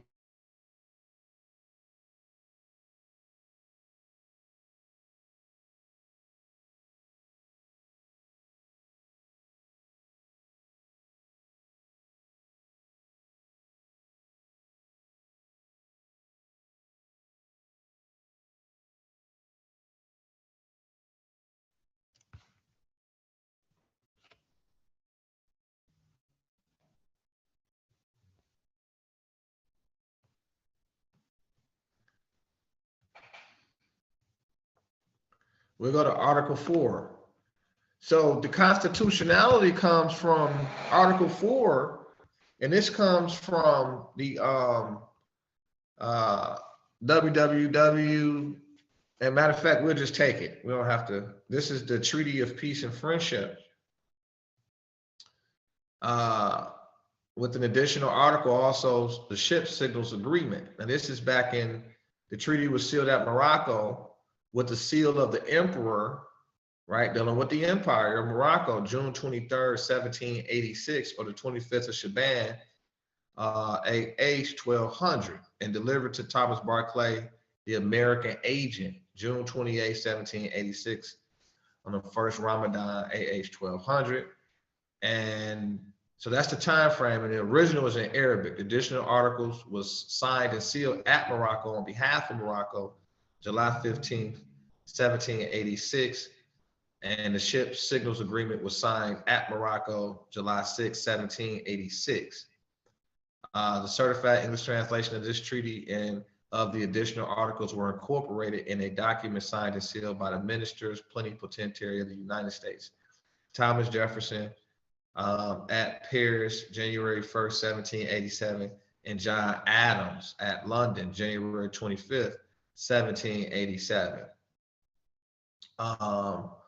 The treaty and additional articles ratified by the United States, July 18, 1787. As to the ratification generally, see notes, treaty, and additional article proclaimed July 18, 1787. To whom, to all persons to whom these presents shall come or be made known. So, article in the name of the Almighty God, Article 4, a signal. And just so you understand, this is between the Moors and the United States of America in 1787, dealing with the colonial powers, the colonial powers at that time who were annexing or expatriating from Great Britain via the Declaration of Independence, Articles of Association, Declaration, obviously the American Constitution for the United States, pursuant to the signing of this treaty agreement. So with respect to the national identification card, a signal or pass shall be given to all vessels belonging to both parties, by which they are to be known when they meet at sea. And if the commander of a ship of war of either party shall have other ships under his convoy, the declaration of the commander shall alone be sufficient to exempt any of them from examination. And so the constitutionality of the nationality identification card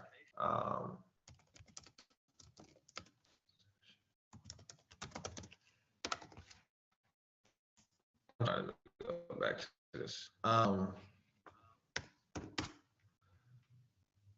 It comes from here. It talks about all debts contracted. This is with respect to the 1787 Constitution, which was issued in 1787 and ratified in 1789. But it states that all debts and contracts and engagements entered into before the adoption of this Constitution shall be valid against the United States under this Constitution as under the Confederation. The Constitution and laws of the United States, which shall be made in pursuance thereof, all treaties made of which shall be made under the authority of the United States shall be the supreme law of the land, and the judges in every state shall be bound thereby. Anything in the constitutional laws of any state to the contrary, notwithstanding, the senators and representatives before mentioned and the members of the several state legislatures and all executive and judicial officers, both of the United States and of the several states, shall be bound by oath or affirmation to support this Constitution, but no religious test shall ever be required as a qualification to any office of public trust under the United States.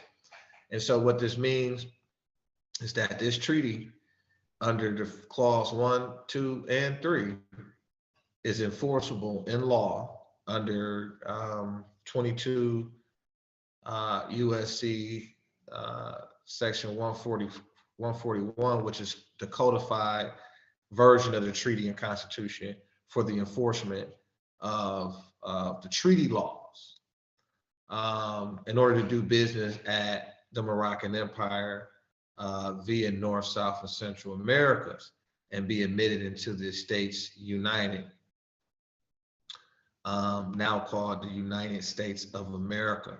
And so the national identification card is a fulfillment of the international agreements or covenants that were written, as you can see here, as a religious document in the name of the Almighty God. And so this was translated over in English, but the original is actually in Arabic. So what that means is tells you here, the certified English translation of the treaty, etc. And it says the original in Arabic. So in the name of Allah, which is the Arabic term for God, in the name of Almighty Allah was this treaty agreement agreed upon through the ministers, as you can see here.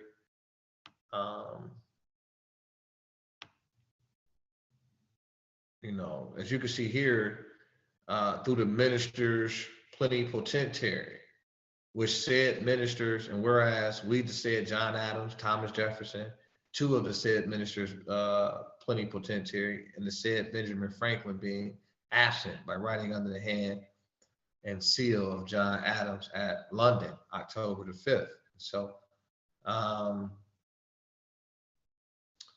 and as you, so this was created and done on a religious grounds.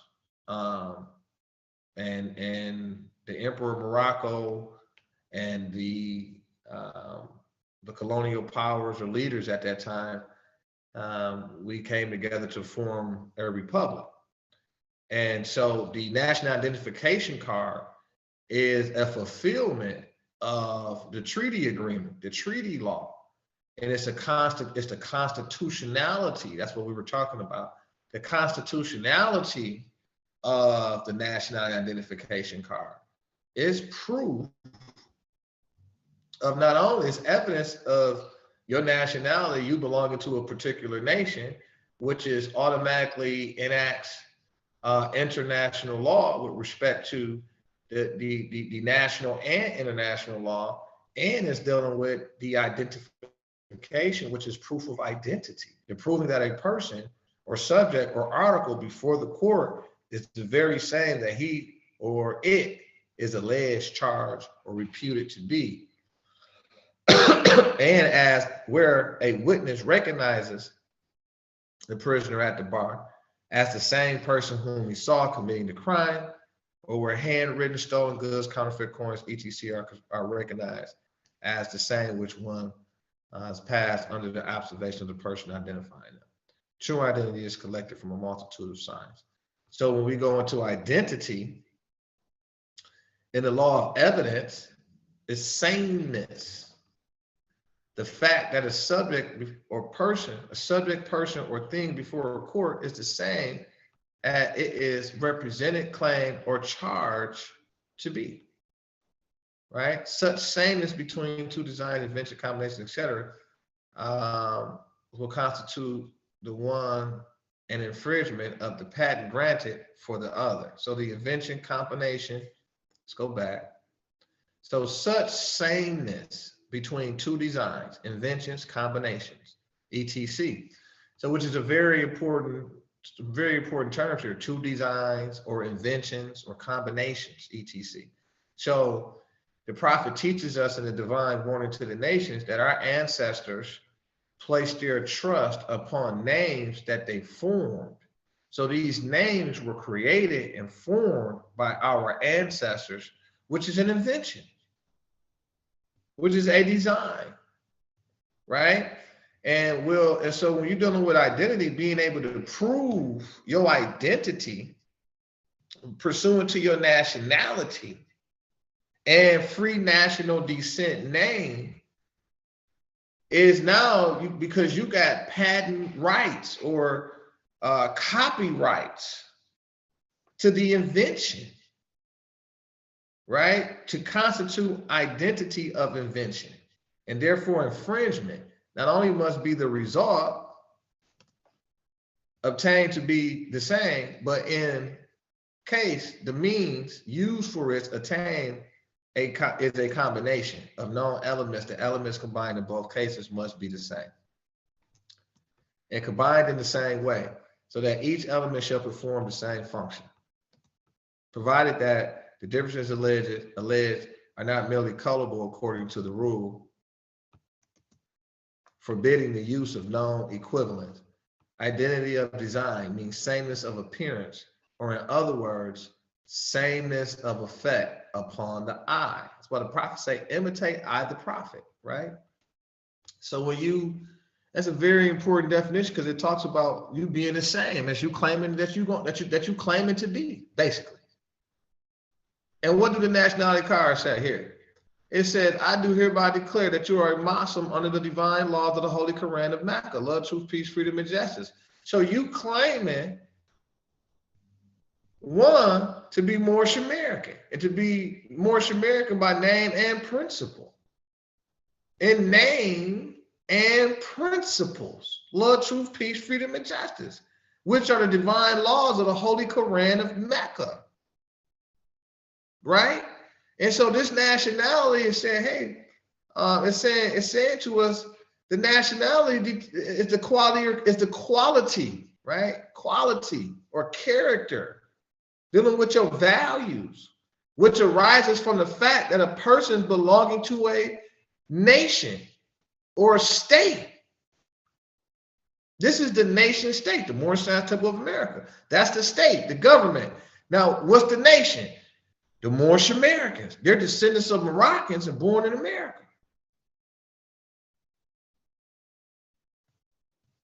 Which is the modern name for Moabite, the ancient Moabites. Our flag is over 10,000 years old.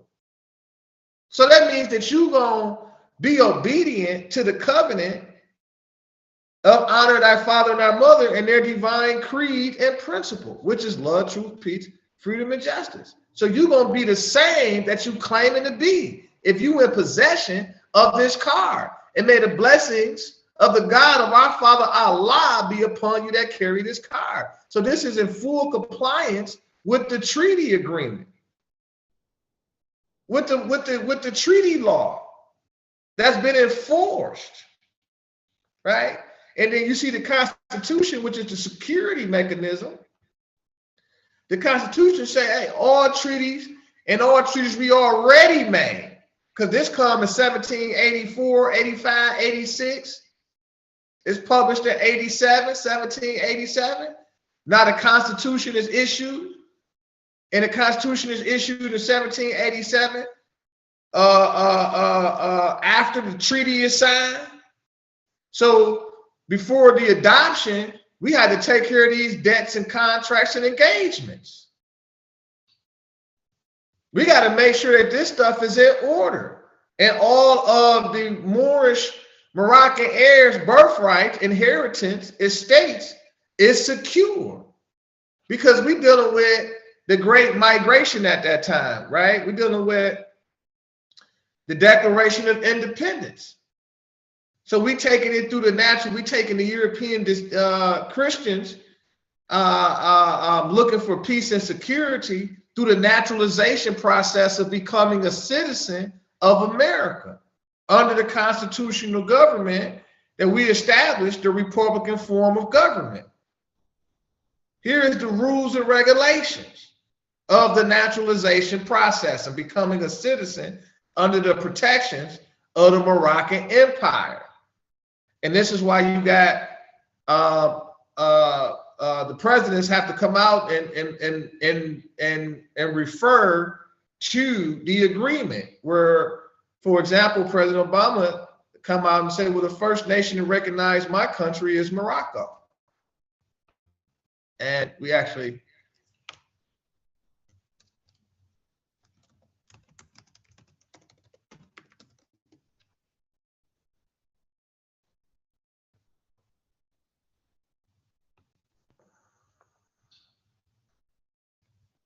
I also know civilization's debt to Islam. It was Islam that places like Uluzar that carried the light of learning through so many centuries, paving the way for Europe's Renaissance and Enlightenment. It was innovation in Muslim communities.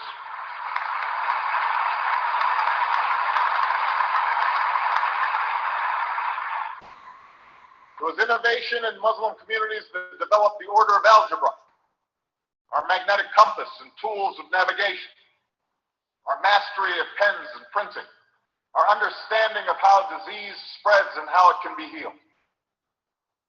Islamic culture has given us majestic arches and soaring spires, timeless poetry and cherished music, endless poetry and places of peaceful contemplation. And throughout history, Islam has demonstrated through words and deeds the possibilities of religious tolerance and racial equality.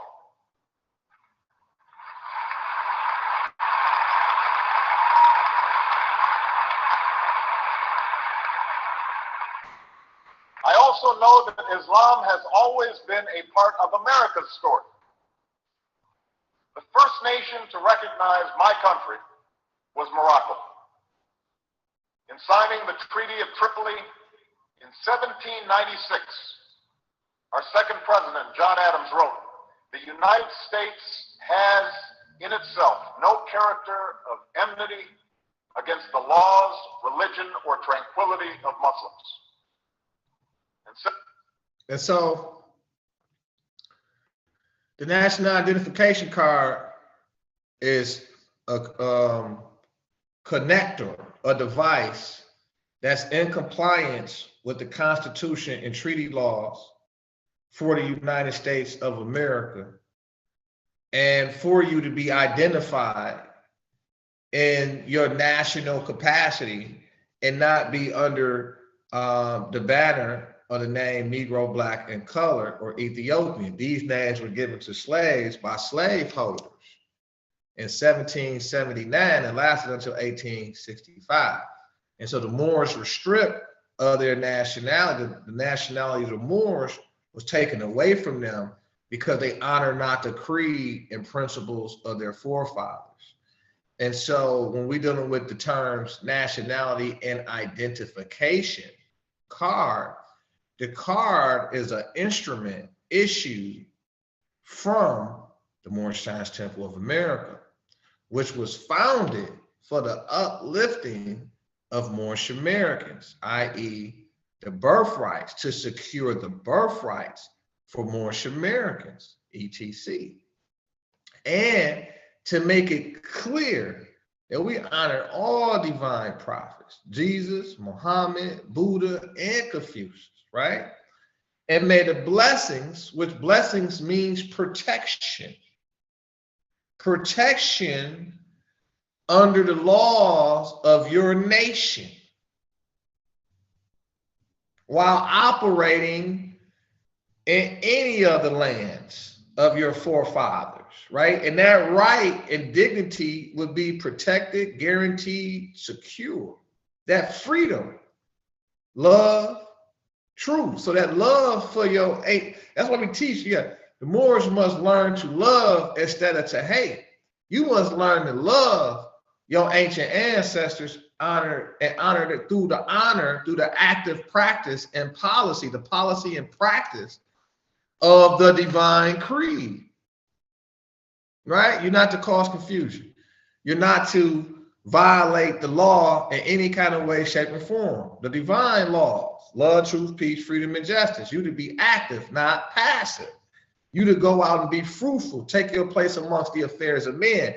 Be the same, the term identification, proof of identity, the proving that a person, subject, or article before the court is the very same that he or it is alleged, charged, or reputed to be. So it's a claim. You claiming your nation, you making a claim to the land, estate here in America, and you claiming that you're going to be the same as you claiming to be, as you representing to be. So that means that you're going to move like a Muslim, Moorish American Muslim. You're going to talk and act in all of your affairs, because this is the terms and conditions of the trust agreement, right? This is the terms and agreement of, let me pull it up.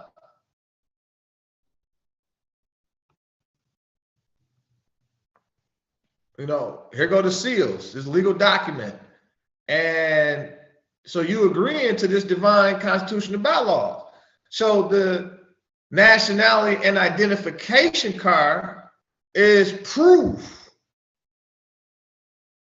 It's evidence of contract, a trust agreement, and it's been declared for the record. The Prophet Noble Drew Ali said, I do hereby declare that you are a Muslim under the divine laws of the Holy Quran of Mecca. So what does the Holy Quran of Mecca say? that you agreeing to. It says right,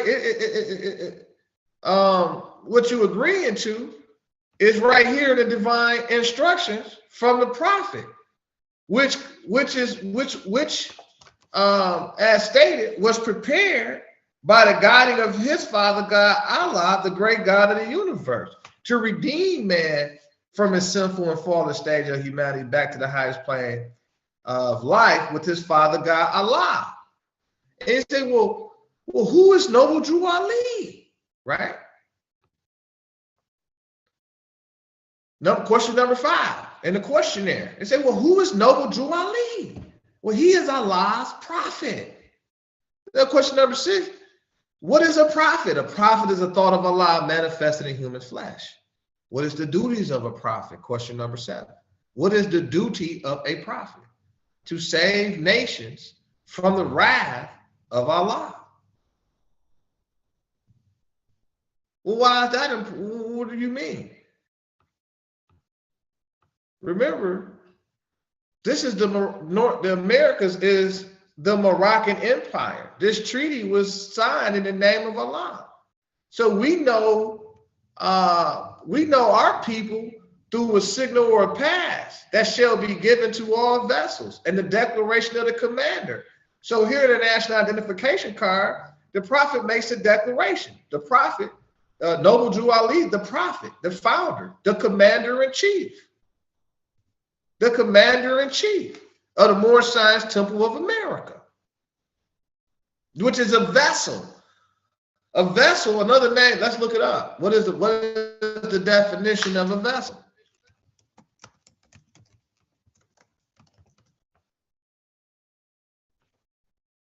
So what is vessel? Ship, bridge, slope, or sloop, or other craft used in navigation, right? And right on the, let me go back to it. Let me pull it up. You know, boom. He's coming out of the water, holding the vessel, which is mother that represents humanity, from which humanity is birthed through mother, through the vessel, through the mother's ship. And then she produces other vessels, the cargo, right? And you see Prophet Noble Drew Ali is coming out of the water, 1 foot out of the water, 1 foot onto the land, right? And what this represents is us coming out of the womb. The Moor also means navigator. So we navigated our mother's seas first. And then she cut us from when she gave so-called birth, we were cut from the umbilical cord and released on the land as navigating gods or navigating elves, or what they call naval or nave el. Navigating elves, which means navigating gods. The navel, which is the universal birthmark, which is proof of identity of mother, that you came from mother. That's a fact. And so the prophet came to save who? Came to save humanity from the wrath of Allah. So the national identification card is a device of redemption. It's a redemption device, a software, a savings bond, or the proof of contract that you agree to honor thy father and thy mother by name and principle, thereby fulfilling the covenant or the terms and conditions of the contract to inherit the estate. This is a reconversion of the estate where you've been redeemed. You going from black, Negro to color, which according to the science means death. Let's go to it. Let's figure it out. According to the questionnaire and additional laws, it's a question 36. What the, no, we already read that one. We're going to go down to question 38. No, we're going to 37. Did the angel give to the child? This is from the Quran questions for Moorish Americans. The questionnaire and additional laws. Question 37. Did the angel give to the child that was called Jesus a holy name? Yes, but it cannot be used by those who are a slave to sin. Well, question 38, what is an angel? An angel is a thought of Allah manifested in human flesh. Question 39, what are angels used for? To carry messages to the four corners of the world to all nations. Well, what is our prophet to us? He is the angel of Allah who was sent to bring us the everlasting gospel of Allah. Question 41, what is the everlasting gospel? It is a saving power that comes from Allah through our ancient fathers by his prophet. Question 42, what is the covenant of the great God Allah? Honor thy father and thy mother, that thy days may be long upon the earth land, which the Lord thy God Allah hath given thee. Okay. So now we go down to question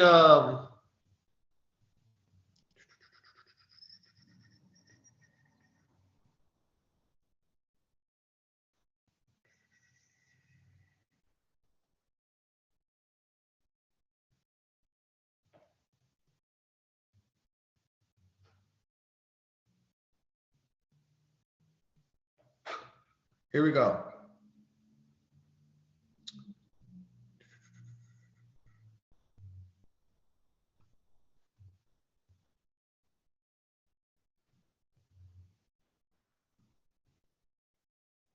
To make my case in point, question 90, can a man be a Negro? Let me go back up some, because I'm making my case in point about the Moors and how important the national identification card is for you to be the same. Because it states here, what is meant by the word black? Black, according to science, means deaf, right? So can a man be a Negro, black, color, or Ethiopian? No. Why? Question 91. Why? Because man is made in the image and after the likeness of God Allah. So black, according to science, means deaf, but question 93 states that, will you define the word white? White means purity. Purity means God, and God means ruler of the land. But we now know, according to the will of Allah, entitled the Holy Quran of the Moorish Science Temple of America, the Circle 7, we now know that in Divine Instruction 7, that the Moabites dominion, who are called today Moroccans, born in America, Moorish Americans, the dominion in our land or dominion and inhabitation is north. It goes from northeast and southwest Africa across the great Atlantis, even unto the present North, South, Central America, and also Mexico, and to Atlantis Island and the Atlantis Islands before the great earthquake, which caused the great Atlantic Ocean. And as you just heard President Obama say, hey, we also know Islam was an American story in the beginning. The first nation to recognize my country was Morocco, and signing the Treaty of Tripoli, John Adams wrote. So he didn't actually go to the, because remember, in the opening, we built these kingdoms known this day as Morocco, Algiers, Tunis, Tripoli, etc. So we're going to go straight to the Treaty of Tripoli,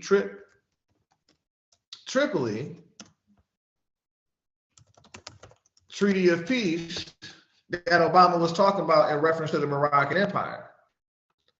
And we're going to go to the Yale Law School, and we're going to go down, and this is the Treaty of Peace and Friendship, signed at Tripoli, November the 4th, 1796, the third day of Ramadan, 1211. So in the Muslim calendar, it's 1211. In the Gregorian calendar, it's 1796. Remember, this was translated over in English, but it was originally written in Arabic. And this was conducted at Algiers, January 3rd, 1797, or the 4th of Rajab, excuse me, AH 1211, original in Arabic, submitted to the Senate May 29, 1797, message of May 26, 1797, Resolution of Advice and Consent, June 7th, 1797, ratified by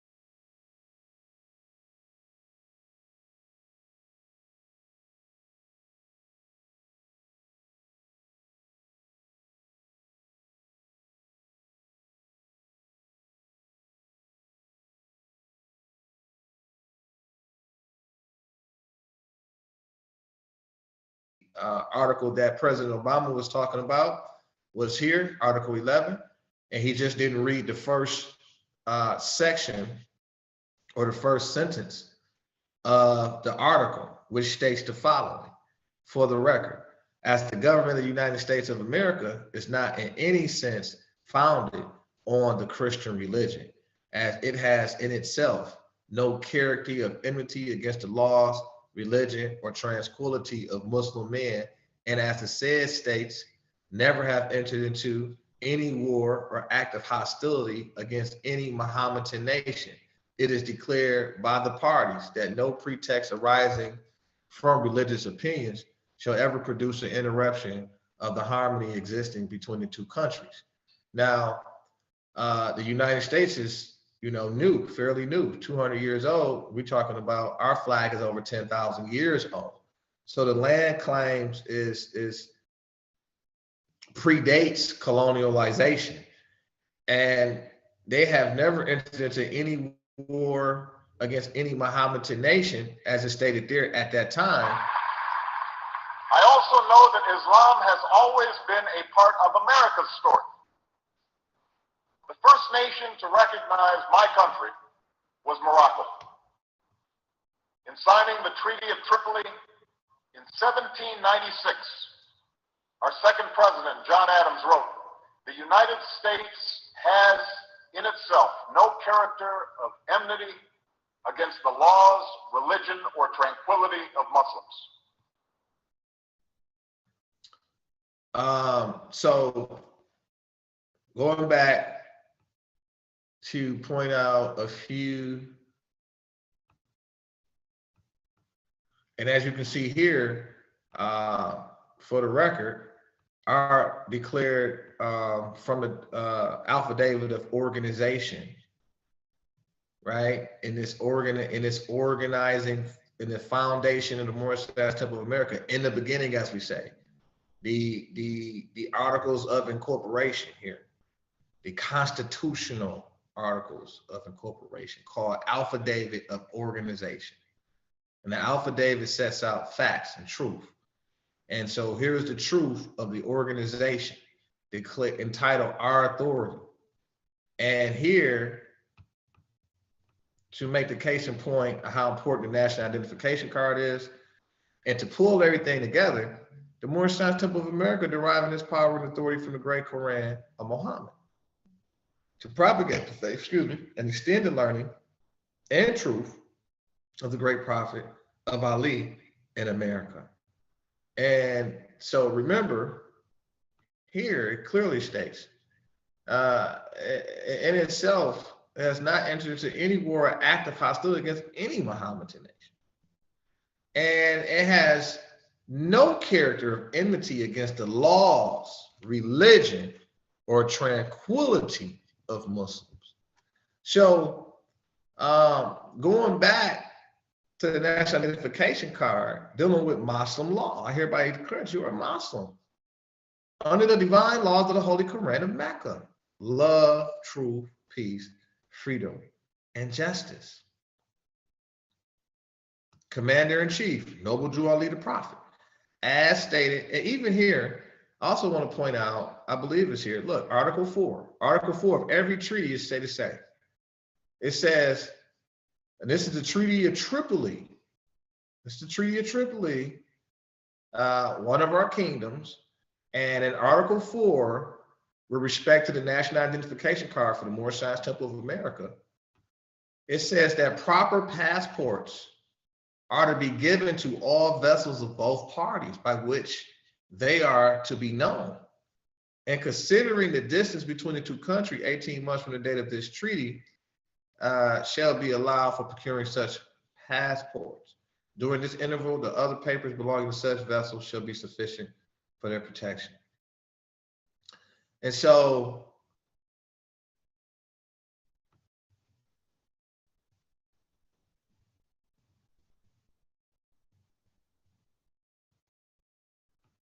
and you see what it says here. I even like Article 3. It talks about if any citizen, subjects, or effects belonging to either party should be found on board a prize vessel taken from an enemy by the other party, such citizens or subjects shall be set at liberty and the effects restored to the owners. So this is what they talk about your birthrights. Nationality determines the individual's political status, especially with reference to allegiance. This treaty of peace and friendship constitute allegiance. These are allies. We have an allegiance. So therefore, this establishes, confirms, and legitimizes legitimizes the birthrights, the claim here, the claim. And so the national identification card is to provide legitimacy to your claims, providing proof of claim. So this instrument is of significant value. This instrument issued from the Moorish Science Temple of America for your birthrights for Moorish Americans, ETC, is of significant value. Is of significant value. Nationality determines the political status of the individual. That's why it states that may the blessings of the God of our Father Allah, because these international covenants, these religious documents that were created to protect your birthrights, your freedoms, was to preserve the culture. And so the Moors were stripped, their nationality was taken away from them. And the question of slavery, according to the prophet, the divine instructions from the Holy Prophet, when it talks about know thyself. See, you claiming to be the same when you talk about identity, you carrying your national identification card. You saying you being the same as what you claiming to be. It's what the charge is or what you represent. And here, which causes us to look at the treaty agreements, which warrants us, authorizes us under our authority, because we have a claim to them, which is protected by these international covenants. And that's written in the name of Allah. So these are edicts. These are religious documents. That's why the First Amendment says, states and declares that Congress shall make no law respecting an establishment or religion or prohibiting the free exercise thereof. So your religious liberties, freedoms, or your birthrights are secured under the divine laws of the Holy Quran of Mecca: love, truth, peace, freedom, and justice. And as the prophet said here, the reason why these lessons have not been known is because the Muslims of India, Egypt, and Palestine had these secrets and kept them back from the outside world. And when the time appointed by Allah, they loosened the keys and freed these secrets. And for the first time in ages, have these secrets been delivered in the hands of the Muslims of America, all authority and rights of publishing of this pamphlet by the Prophet, Noble Drew Ali. And then Obama, President Obama, former President Obama, he gave that speech that we just examined in Cairo, Egypt. Egypt, the capital empire of the dominions of Africa. And the prophet teaches us here that the Moabites, Hamanites, Canaanites, who were driven out of the land of Canaan by Joshua, received permission. So they got a title to the land, to the Moroccan Empire, and it's in their names. In later years, they formed themselves kingdoms. These kingdoms are called this day Morocco, Algiers, Tunis, Tripoli, etc. So the will of Allah, or the divine instructions from the Holy Prophet, right? Let's go back to the national identification card. Now, I am a citizen of Unity, Salvation, Allah. I am a citizen of the USA. We founded it. We are members of this great political union with respect to our nationality, Moorish Americans. What is a Moorish American?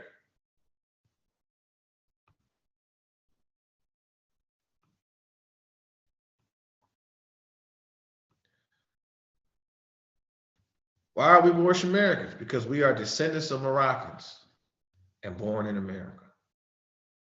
So that takes you back to two-part fold of nationality. Nationality does two things. Does one thing, it determines two things about you. One,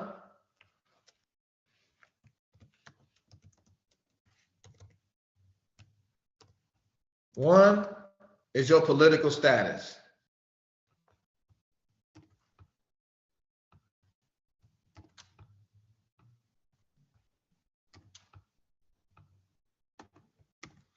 So it determines your status with respect to political, and it's dealing directly with the individual.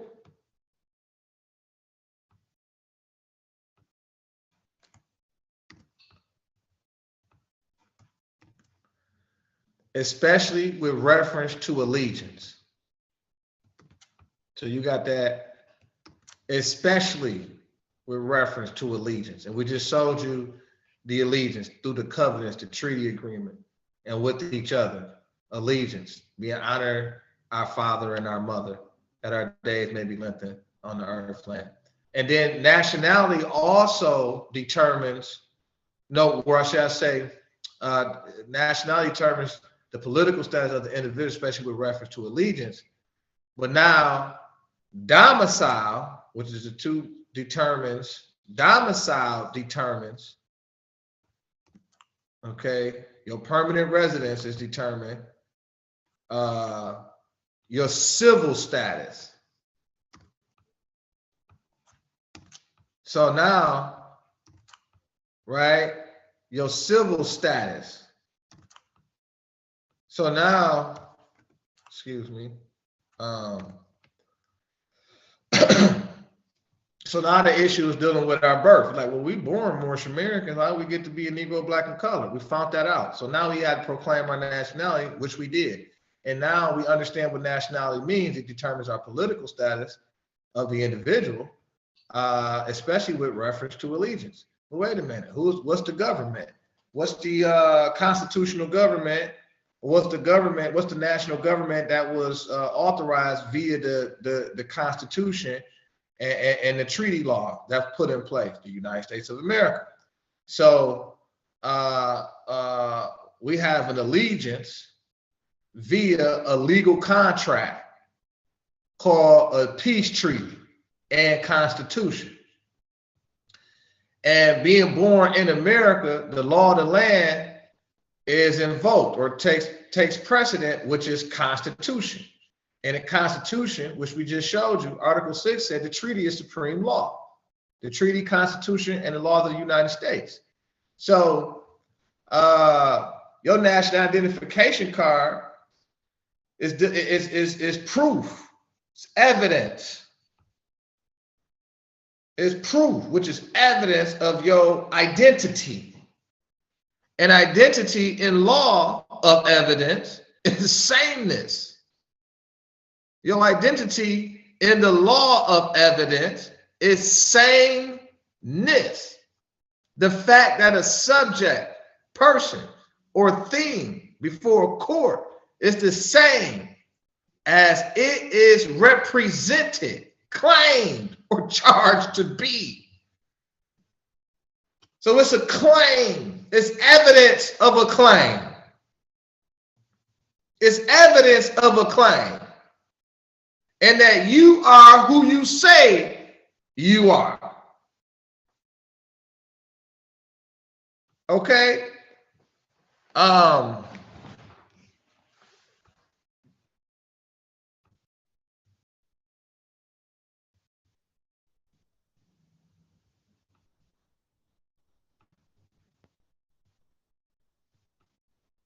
Let me pull this up. In chapter 47 of the Holy Quran, Circle 7 of the Moorish Science Temple of America, the will of Allah, and Muslims are subject of the will of Allah. I say, according to all true and divine records of the human race, there is no Negro, black, or colored race attached to the human family, because all the inhabitants of Africa were and are of the human race, descendants of the ancient Canaanite nation from the Holy Land of Canaan, which our ancient forefathers were. I read it from Divine Instruction 10, 9 and 10, which are on page 58. Divine Instructions from the Holy Prophet.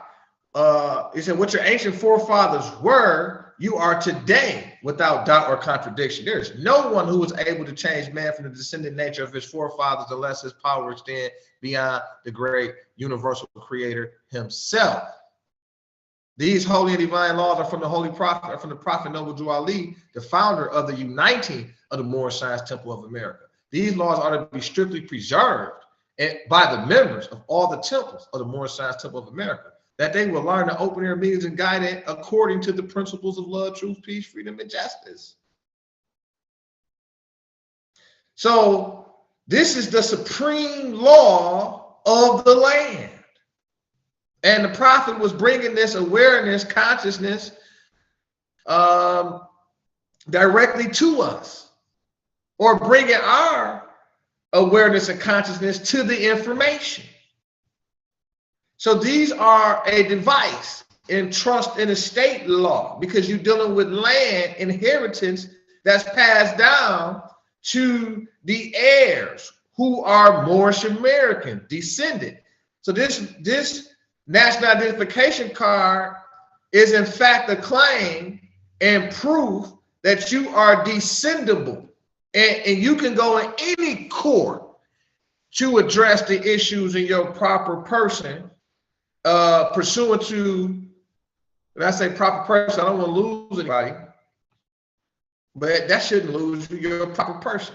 You can go in front of any court or tribunal in regards to issues of your estate, and in your proper person, in conjunction or in accordance with the questionnaire, question 16. How did the prophet begin to uplift the Moorish Americans? By teaching them to be themselves.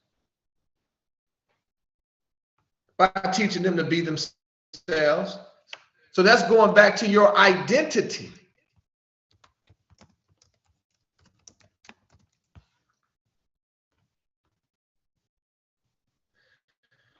And so what I mean by your proper person, or the Latin term impropria persona, which is a legal term, a lawful term, meaning in his or her own person. Because we took on the identity. We went from ills and bays, and were stripped of our free national name and nationality. So this is how we become Black, Negro, the color, and Ethiopians, and then take on the surname of the European Christian colonial powers. These were brands or names given to slaves by slaveholders in 1779 and lasted until 1865 during the time of slavery. But this is a new era in time now. And all men now must proclaim their free national name to be recognized in the government in which they live and the nations of the earth. This is the reason why, right? In Acts 6, this is the reason why Allah, the great God of the universe, ordained Noble Drew Ali, the prophet, to redeem his people from their sinful ways. The Moorish Americans are the descendants of the ancient Moabites, whom inhabited the northwestern and southwestern shores of Africa. And so this is another instrument, a legal and lawful instrument issued from the Moorish Science Temple of America, which is the bond, the divine constitution and bylaws, the terms and conditions of the trust in order to inherit. That's why it says in Acts 6, with us, all members must proclaim their nationality. And we are teaching our people their nationality and their divine creed, that they may know that they are part and parcel of this said government. And you just seeing how you're part and parcel of this said government. You're in the beginning. You formed the Republic of the United States and developed the constitutionality of the platform to allow for the what they call in history the Pilgrims to expatriate from the rule of Great Britain, which they were declaring were tyrants and violating all of their freedoms, were violating the divine laws of love, truth, peace, freedom, and justice via the publishing of the Declaration of Independence and written by Thomas Jefferson in 1774 and published in 1776. And this is why the prophet teaches us here in 1774 in the divine instructions from the Holy Prophet, from the Holy Koran, Circle 7, Moorish Science Temple of America, chapter 47, divine instruction 17 states that this is why the nationality of the Moors was taken away from them in 1774. So the Prophet Noble Jew Ali, founder of the Moorish Science Temple of America, provided us with the timeline, the historical timeline, according to the Gregorian calendar, when the Moors were deprived of their nationality, hence the term denationalization.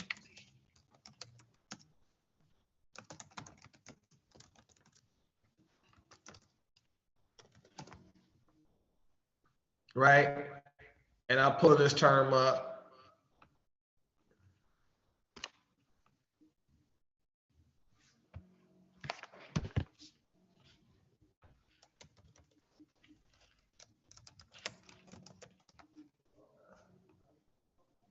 So, see, here's the term here, denationalization. I'm sorry, I was looking right at the screen, which means to deprive of nationality.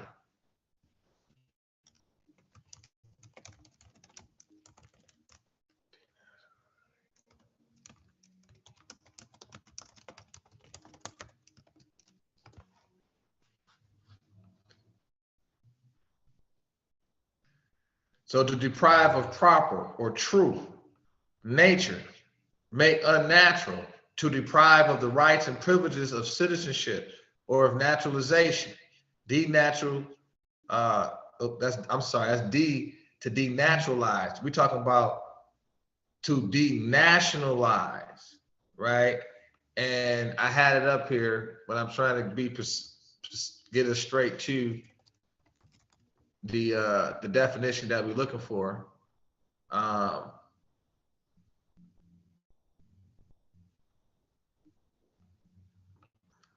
Let's go in here for a second. And we coming up on our time, but so we were denationalized to let me put it I put that TION on it.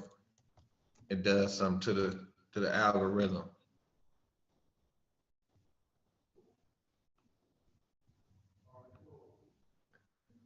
And I'm sorry, I can't pull it up directly to what I wanted to.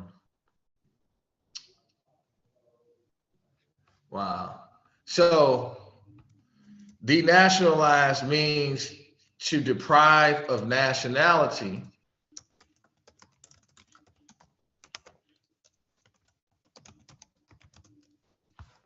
Let me see if we pull it up this way.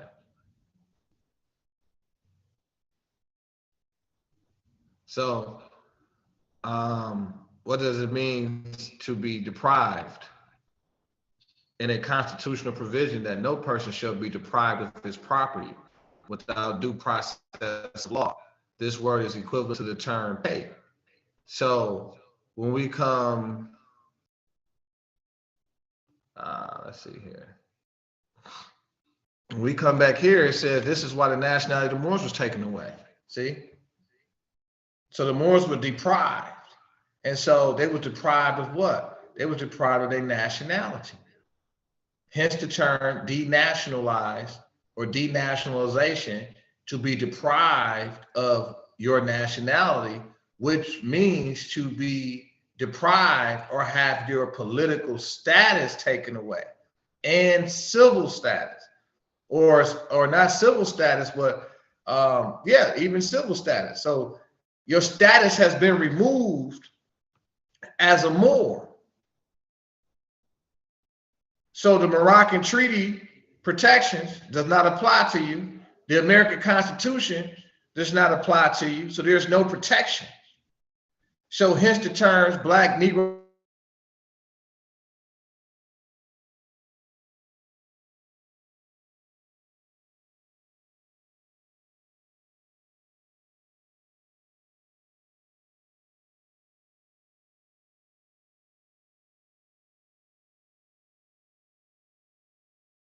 And what is the privilege? Well, according to science, Black means death.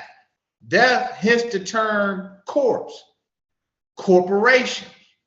So the Moors were given a corporate citizenship at the time of birth via the application of the 14th to 15th Amendment citizenship, which deals with a series of what I just said of applications to gain a birth certificate and a social security number and all those other components, which is the foundation of the 14th Amendment citizenship, which is a corporate citizenship, which is a dead venue for dead people, or in law, what they call civil leader mortuus, which means civically dead in the eyes of the law, meaning you're non-descendable. You have no birthrights, no inheritance, no estate, no values, no principles. And it's all right here because we honor not the creed and principles of our forefathers.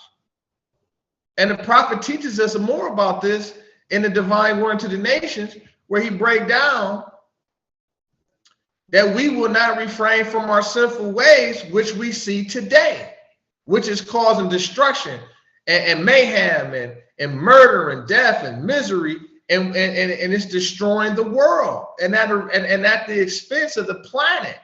So the world is being destroyed rapidly because we fail to even now, honor the creed and principles of our forefathers.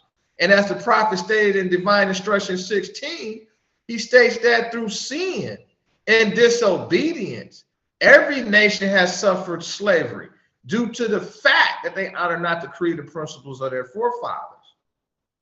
And as we see in the divine covenant, the prophet teaches us that he was ordained to redeem man from his sinful ways in Acts 6.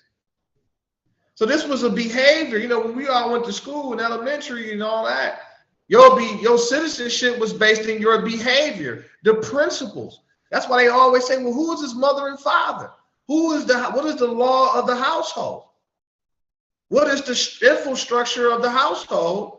Which brings us to Acts 7, where it gives you the infrastructure. It says, husband, you must support your wife and children. Wife, you must obey your husband, take care of your children, and look after the duties of your household. Sons and daughters must obey father and mother and be industrious and become a part of the uplifting of fallen humanity. All Moorish Americans must keep their hearts and minds pure with love and their bodies clean with water. This divine covenant is from your holy prophet, Noble Jew Ali, through the guidance of his father, God Allah. So this will from the prophet, this declaration has been passed down to you. It's been entrusted to you that you're going to be the same as you claiming to be. So when you claim to be a Moorish American, you fall up under the terms and conditions of the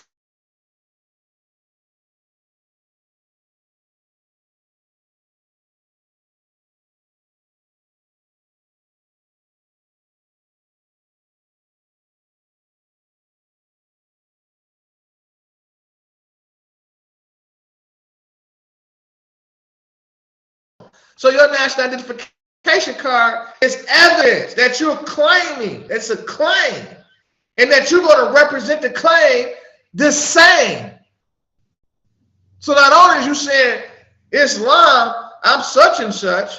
This is my land and all of that. But you also saying my behavior, my values are in front of me. I'm not out here doing things that causes harm and destruction. I'm not operating in the lower self. What is the lower self? And I know we got to come to a close. All meetings are to be open and closed promptly. So I do appreciate the extended time the universe has provided us. And we're coming to a close now. But we're in the lower self. Okay, we're in the lower self. Let me bring the questionnaire back to the forefront. Because we kind of did a mixture today. We kind of did the national identification card, the examination, the study of that, and we went into the questionnaire and we did the Quran class. So we read the Quran study. We did a combination. We put it all together today. And we navigating through. So you say, well, what is the higher self and lower self? Right? And we go into 1774, and the prophet is teaching us. He say, I go up. Let me go to the top of the page.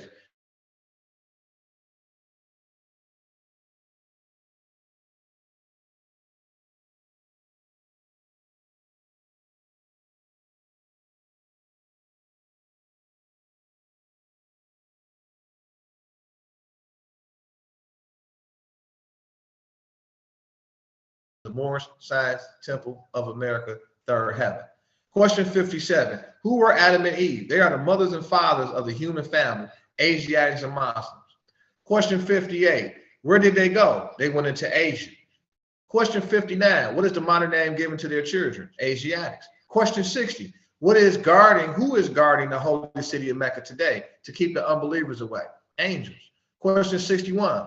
Who is the modern name for those? What is the modern name for those angels? Asiatics. Question 62. What is the shade of their skin? Olive. Question 63. Are the Moorish Americans any relation to those angels? Are the Moorish Americans, where was that? Question 63. Are the Moorish Americans any relations to those angels? Yes. We all have the same father and mother. Now we're going into what the prophet just brought to our attention in 1774. He said, question 64, give 5 names to the that are given to the descendants of Adam and Eve: Lucifer, Satan, devil, dragon, and beast. Question 65, what is the devil sometimes called? The lower self. Question 66, how many cells are there? 2. Question 67, name them, higher self and lower self. Question 68, what people represent the higher self? The angels who protect the holy city of Mecca. What people represent the lower self? Those who were cast out of the holy city and those who accept their teachings. What is the higher self? Question 70, what is the higher self? The higher self is the mother of virtues and harmonies of life and breeds justice, mercy, love, and right. Question 71, can the higher self pass away? No. Why? Question 72, why? Because it is Allah and man. Question 73, what does the lower self breed? Hatred, slander, lewdness, murder, theft, and everything that harms. Question 74, what did the higher self say to the lower self at one time when he met him? Where are you going, Satan? Question 76. Question 75, what was the answers that the lower self gave to the higher self? I am going to and fro the earth seeking whom I may devour. Question 76, has he finished his task of devouring? Yes. Question 77, when was his time to clear it out? When he nailed Jesus on the cross? Question 78, what are the last words Jesus uttered? It is finished. Question 79, what did he have reference to? He had reference to the end of Satan. Question 80, did Jesus say that he would return to conquer him? Yes. Question 81, what is the name of the person to whom Jesus was first incarnated? Prophet Muhammad, the conqueror. Question 82, was Satan to be bound then? Satan was to be bound in part. Question 83, when was the head of Satan taken off? 1453. Question 84, by whom? By Muhammad. Question 85, some of the marks that were put upon the Moors of Northwest by the European nations in 1774. Negro, black, and color in Ethiopia. Question 86. Negro, a name given to a river in West Africa by Moors, but it contains black water. Question 87. What is meant by the word black? Black, according to the science, means death. So, I know we gotta go. Praise Allah. Praise Allah. And so,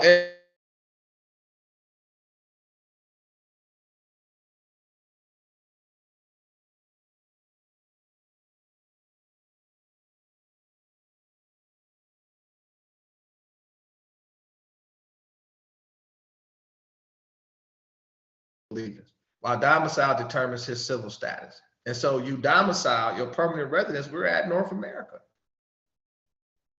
We at North America. And what is identification? Proof of identity.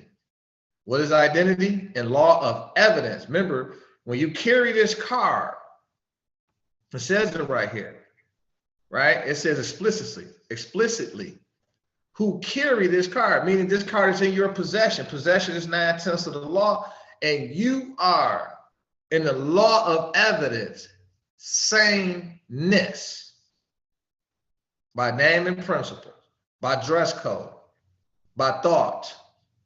The fact that a subject, person, or thing before a court is the same as it is represented, claimed, or charged to be.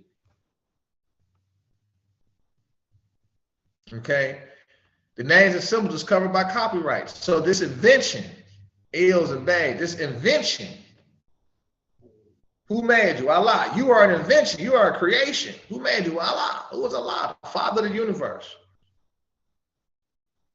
The Father of love. Let's pull it up.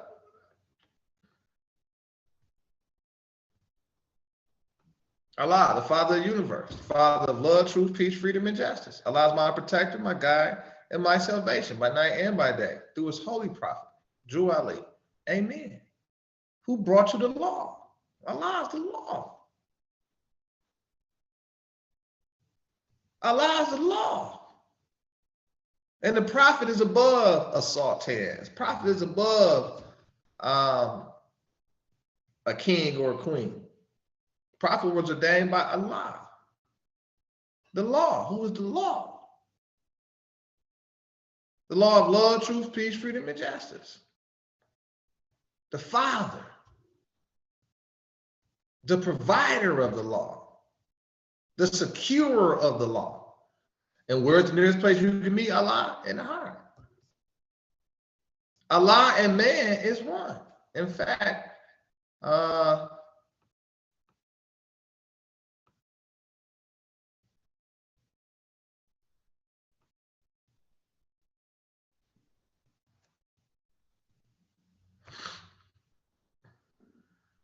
I was going to a quote from Jesus where he states, to teach man that Allah and man is one.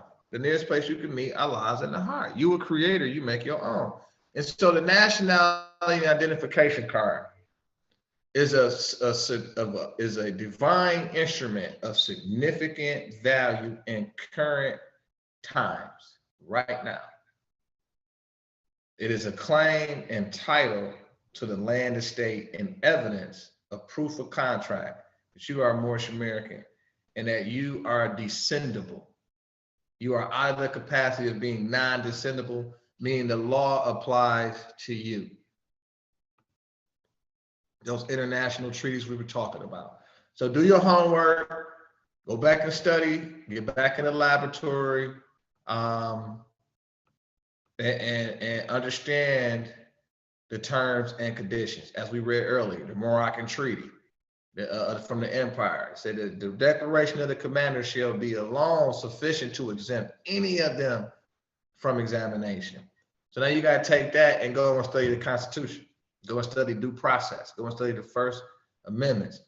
And this is why the Prophet instructed all of us to enforce the Constitution. Enforce the Constitution, the law must live. I want to say thank you for your patience and time, for traveling with us today, traveling with me today, the grand sheet of Temple number 13. It's truly a pleasure to teach the masses, to teach all that want to learn, and it is so much.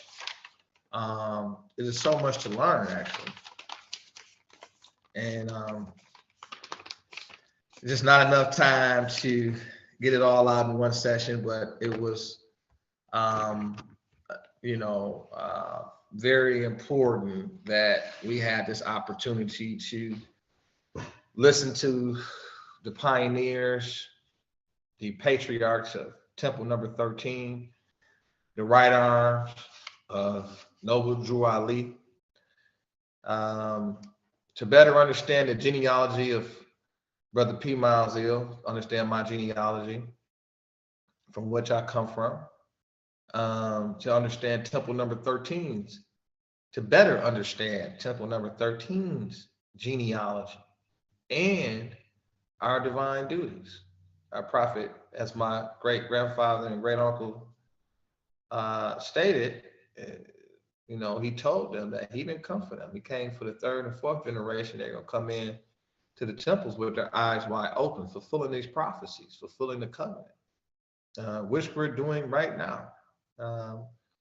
And as you just learned, an angel is a thought of Allah, and the duty of an angel is to carry the messages to the four corners of the earth, to all nations and all lands.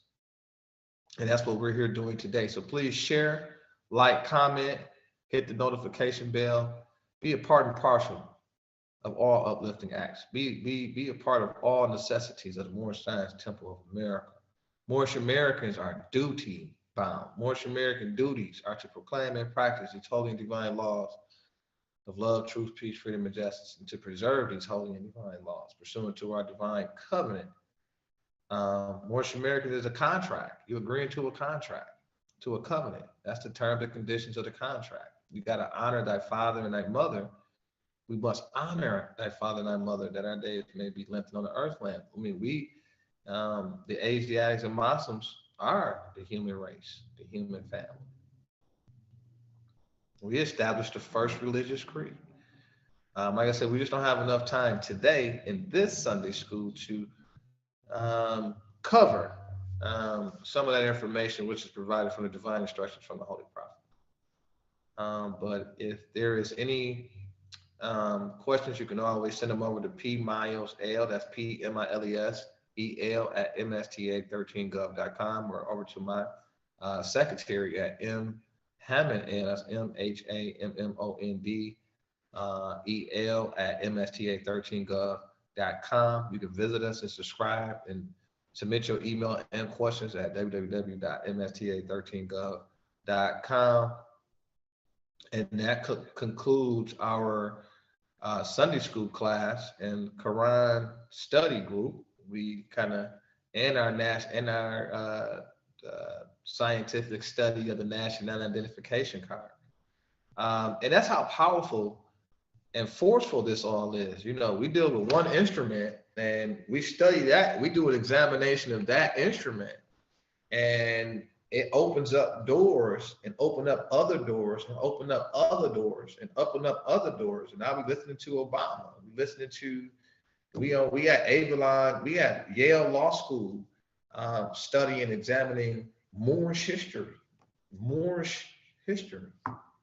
We learned that North America, South Americas, and all of the Americas that join the islands of Mexico is Moorish dominion, the Moorish Americans and Mexicans. We are the heirs to the land and state. We're the wealthiest people on the planet Earth.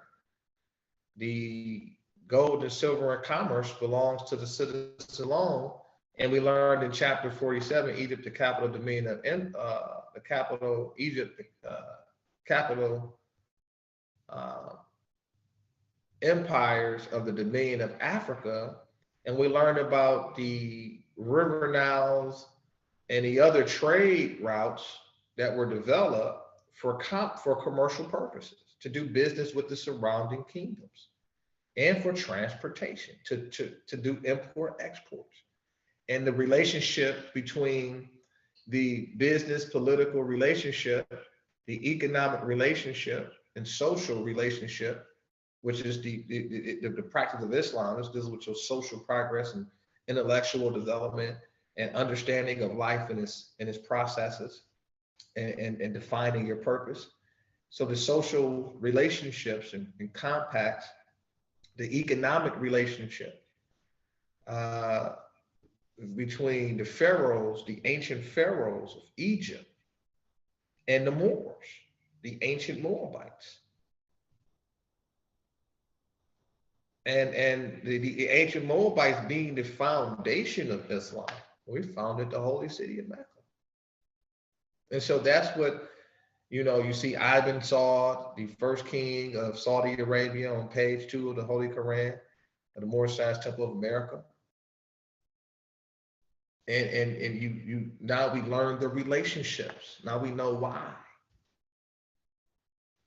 We understand the economics of benefit that the Moorish Americans, the economic interests and security between the Moorish Americans, the Moorish Science Temple of America, and Saudi Arabia.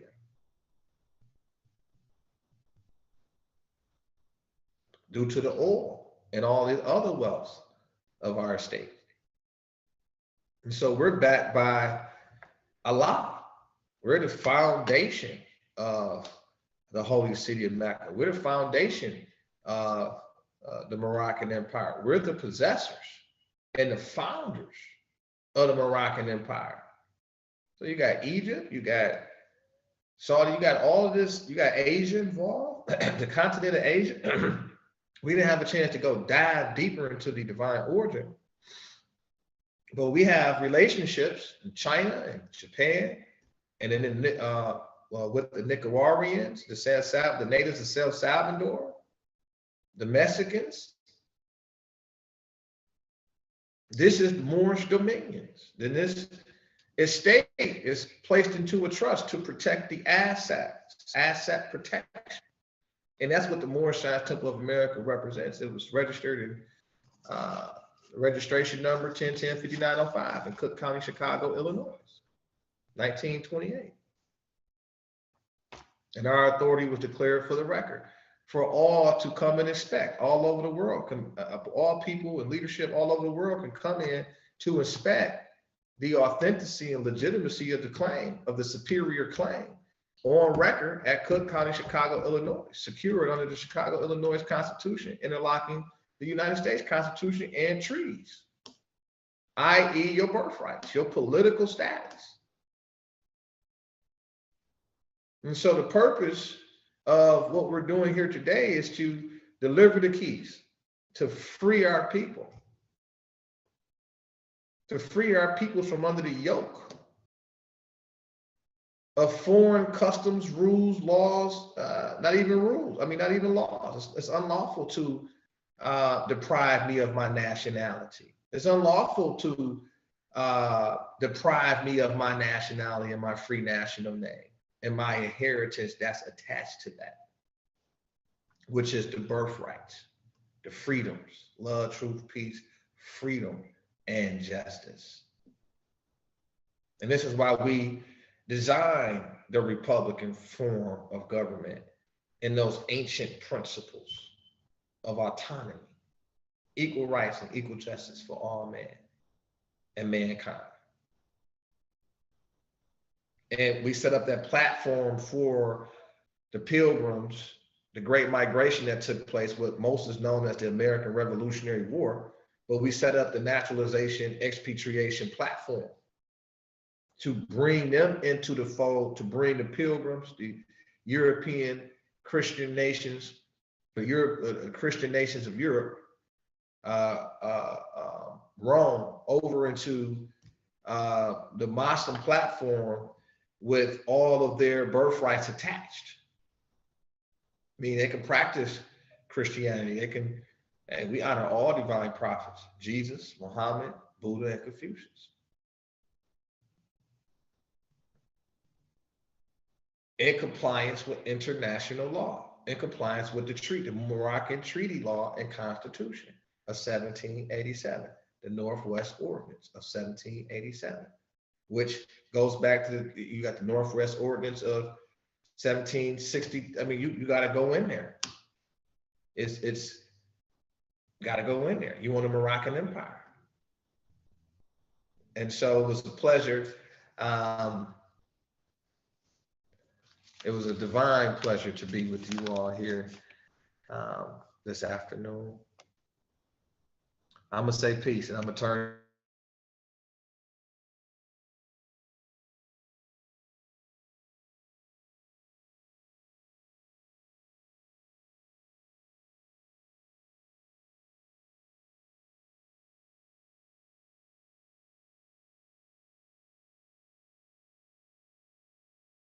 Morris Science Temple of America, Temple number 13, which we are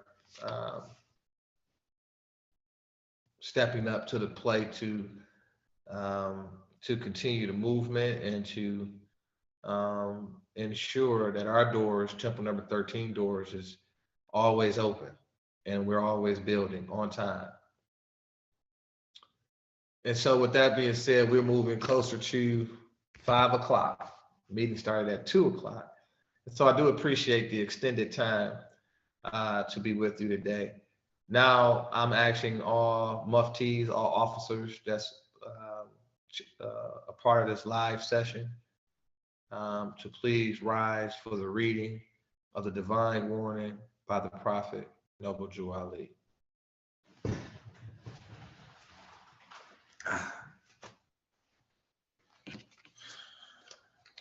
Islam, and Islam. Let me just adjust this camera just a little bit.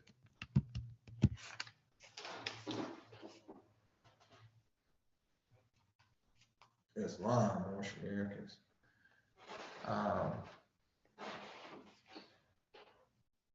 Prophet warns all Muslims government ordered to read proclamation at each meeting. I hereby inform all members that they must end all radical agitating speeches while at work, in their homes, or on the streets. We are for peace and not destruction. Stop flashing your cards at Europeans. It causes confusion. Remember, your card is for your salvation. Failure to obey these orders will be a severe consequence. We are for love, truth, peace, freedom, and justice. And when these principles are violated, justice then must take its course. Any group, any member or group of members who hold malicious feelings towards the temple or the prophet or violate the divine covenant of Moorish movement will receive their reward for Allah for their unjust deeds. All true Moors will and must obey the law as laid down to them by their prophet. If they lose confidence in their prophet, they should turn in their card, a button, cease wearing their turban and fez, and return to the state where the prophet found you. This is a holy and divine movement founded by the Prophet Noble Jew Ali. And if the prophet is not right, the temple is not right. The prophet therefore is sending out a divine plea to all Moorish Americans that they do their part in protecting the prophet and the temple.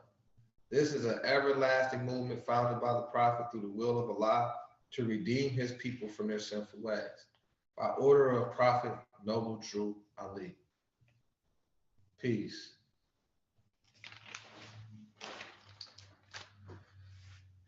So, once again, you can always forward any questions to pmilesil@msta13gov.com.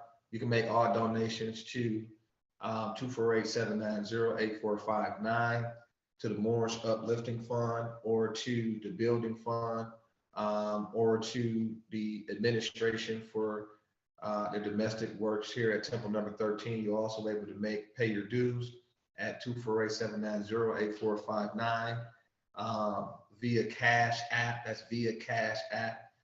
Send all checks to 53.5 West Huron Street. I'm sorry, that's the wrong location. Send all checks made into the name of the Moorish Science Temple of America, number 13, or Temple number 13, Moorish Science Temple of America, Temple number 13, or Moorish Science Temple of America, number 13. And you can send all checks to P.O. Box 430186, Pontiac, Michigan 48343. That will suffice. If you want to make cash donation or pay your dues with finance, as far as Federal Reserve notes, cash is concerned, you can always come down 7 days a week to the headquarters, to the administrative building to do so. Here at 535 West Huron Street, Suite 215, Pontiac, Michigan. Our administration is always in the need for financial support to continue our domestic work, and being able to have an effective administration that's able to execute in the nature of diplomacy to build and push agendas forward. Our 13 divine ministries are intact, so we may be effectively execute on achieving the objectives that's set for Temple 13. Some of the objectives are with respect to the building fund is to develop our temple, where we can have that technological infrastructure for the 21st century, and to have that capacity to better service our membership. We want to have our community space, our fitness space. We want to have all of the components in place, once again, to better service our membership. We have an agenda on the floor here at Temple 13 to produce housing. We have a construction, a housing, our ministry of housing, our housing authority here at Temple 13. We have a mission in place, a developmental plan in place to address the housing crisis due to the pandemic and pre-pandemic issues. We have an economic agenda in place and task force in place, or should I say ministry in place, to address the economic crisis that's been caused by the pandemic and pre-pandemic issues. And so we're focused 100%, especially in regards to our youth ministries, allows them to participate in enrichment activities and cultivate them to be leaders for the 21st century.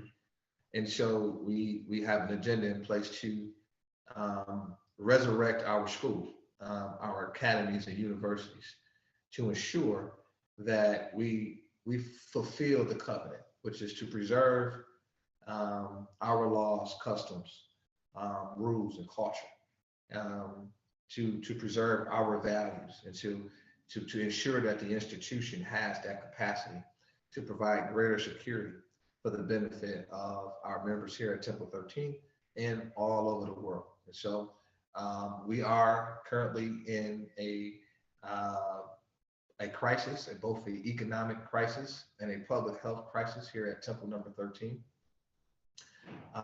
This is currently, a declaration is currently being drafted to formally proclaim the emergency with respect to seeking additional humanitarian aid and support, not only from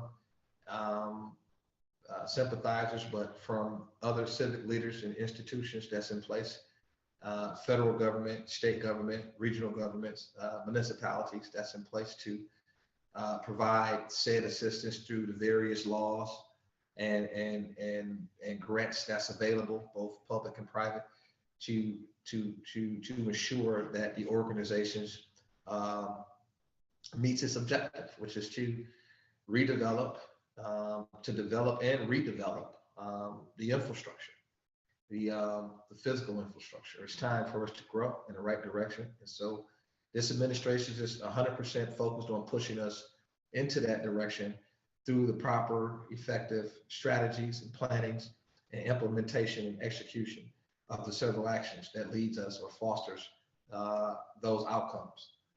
So we are absolutely 100% appreciative of the support we have been able to gather over since my tenure, since I've come into office as the Grand Sheik, elected as a duly elected Grand Sheik here at Temple number 13.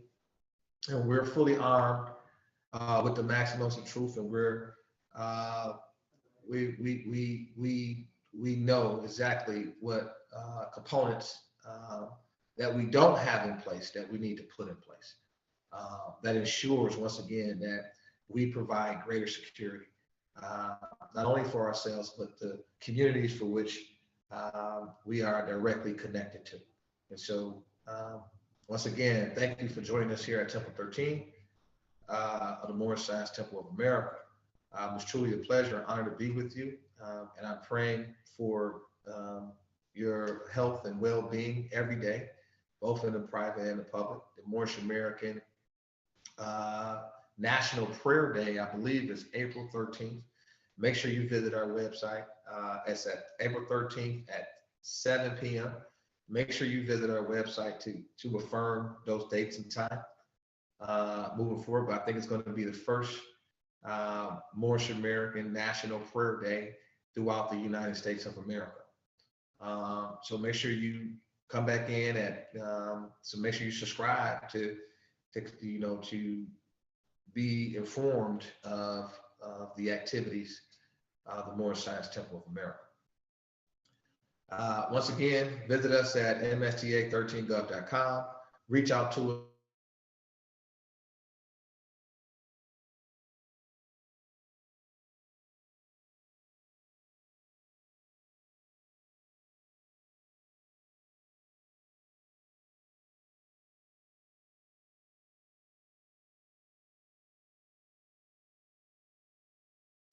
And so with that being said, I'll read the Asiatic Covenant and I'll say prayer. And that will conclude today's Sunday school.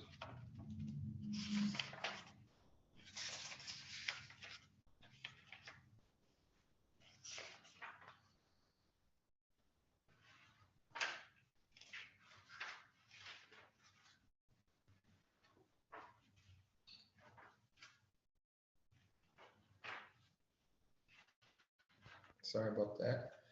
And so on page 35, I'll read from Divine Instructions from the Holy Prophet.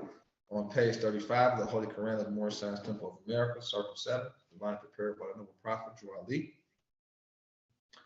And this is chapter 25, A Holy Covenant of the Asiatic Nation. Ye are the children of one father, provided for by his care, and the breast of one mother have given ye suck. Let the bonds of affection therefore unite thee with thy brothers, that peace and happiness may dwell in thy father's house. And when ye separate the world, remember their relations, that bindeth you to love and unity. And prefer not a stranger before thy own blood. If thy brother is in adversity, assist him. If thy sister is in trouble, forsake her not. So shall the fortunes of thy father contribute to the support of his whole race, and his cares be continued.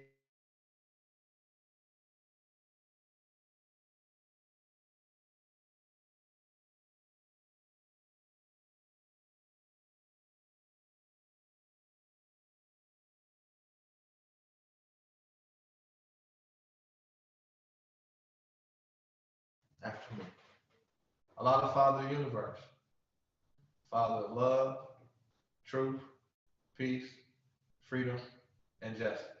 Allah is my protector, my guide, and my salvation, by night and by day, through his holy prophet, Drew Ali. Amen. Peace. Oh, and so you all have a wonderful evening, and looking forward to you for our next meeting on April 13th. Peace and love.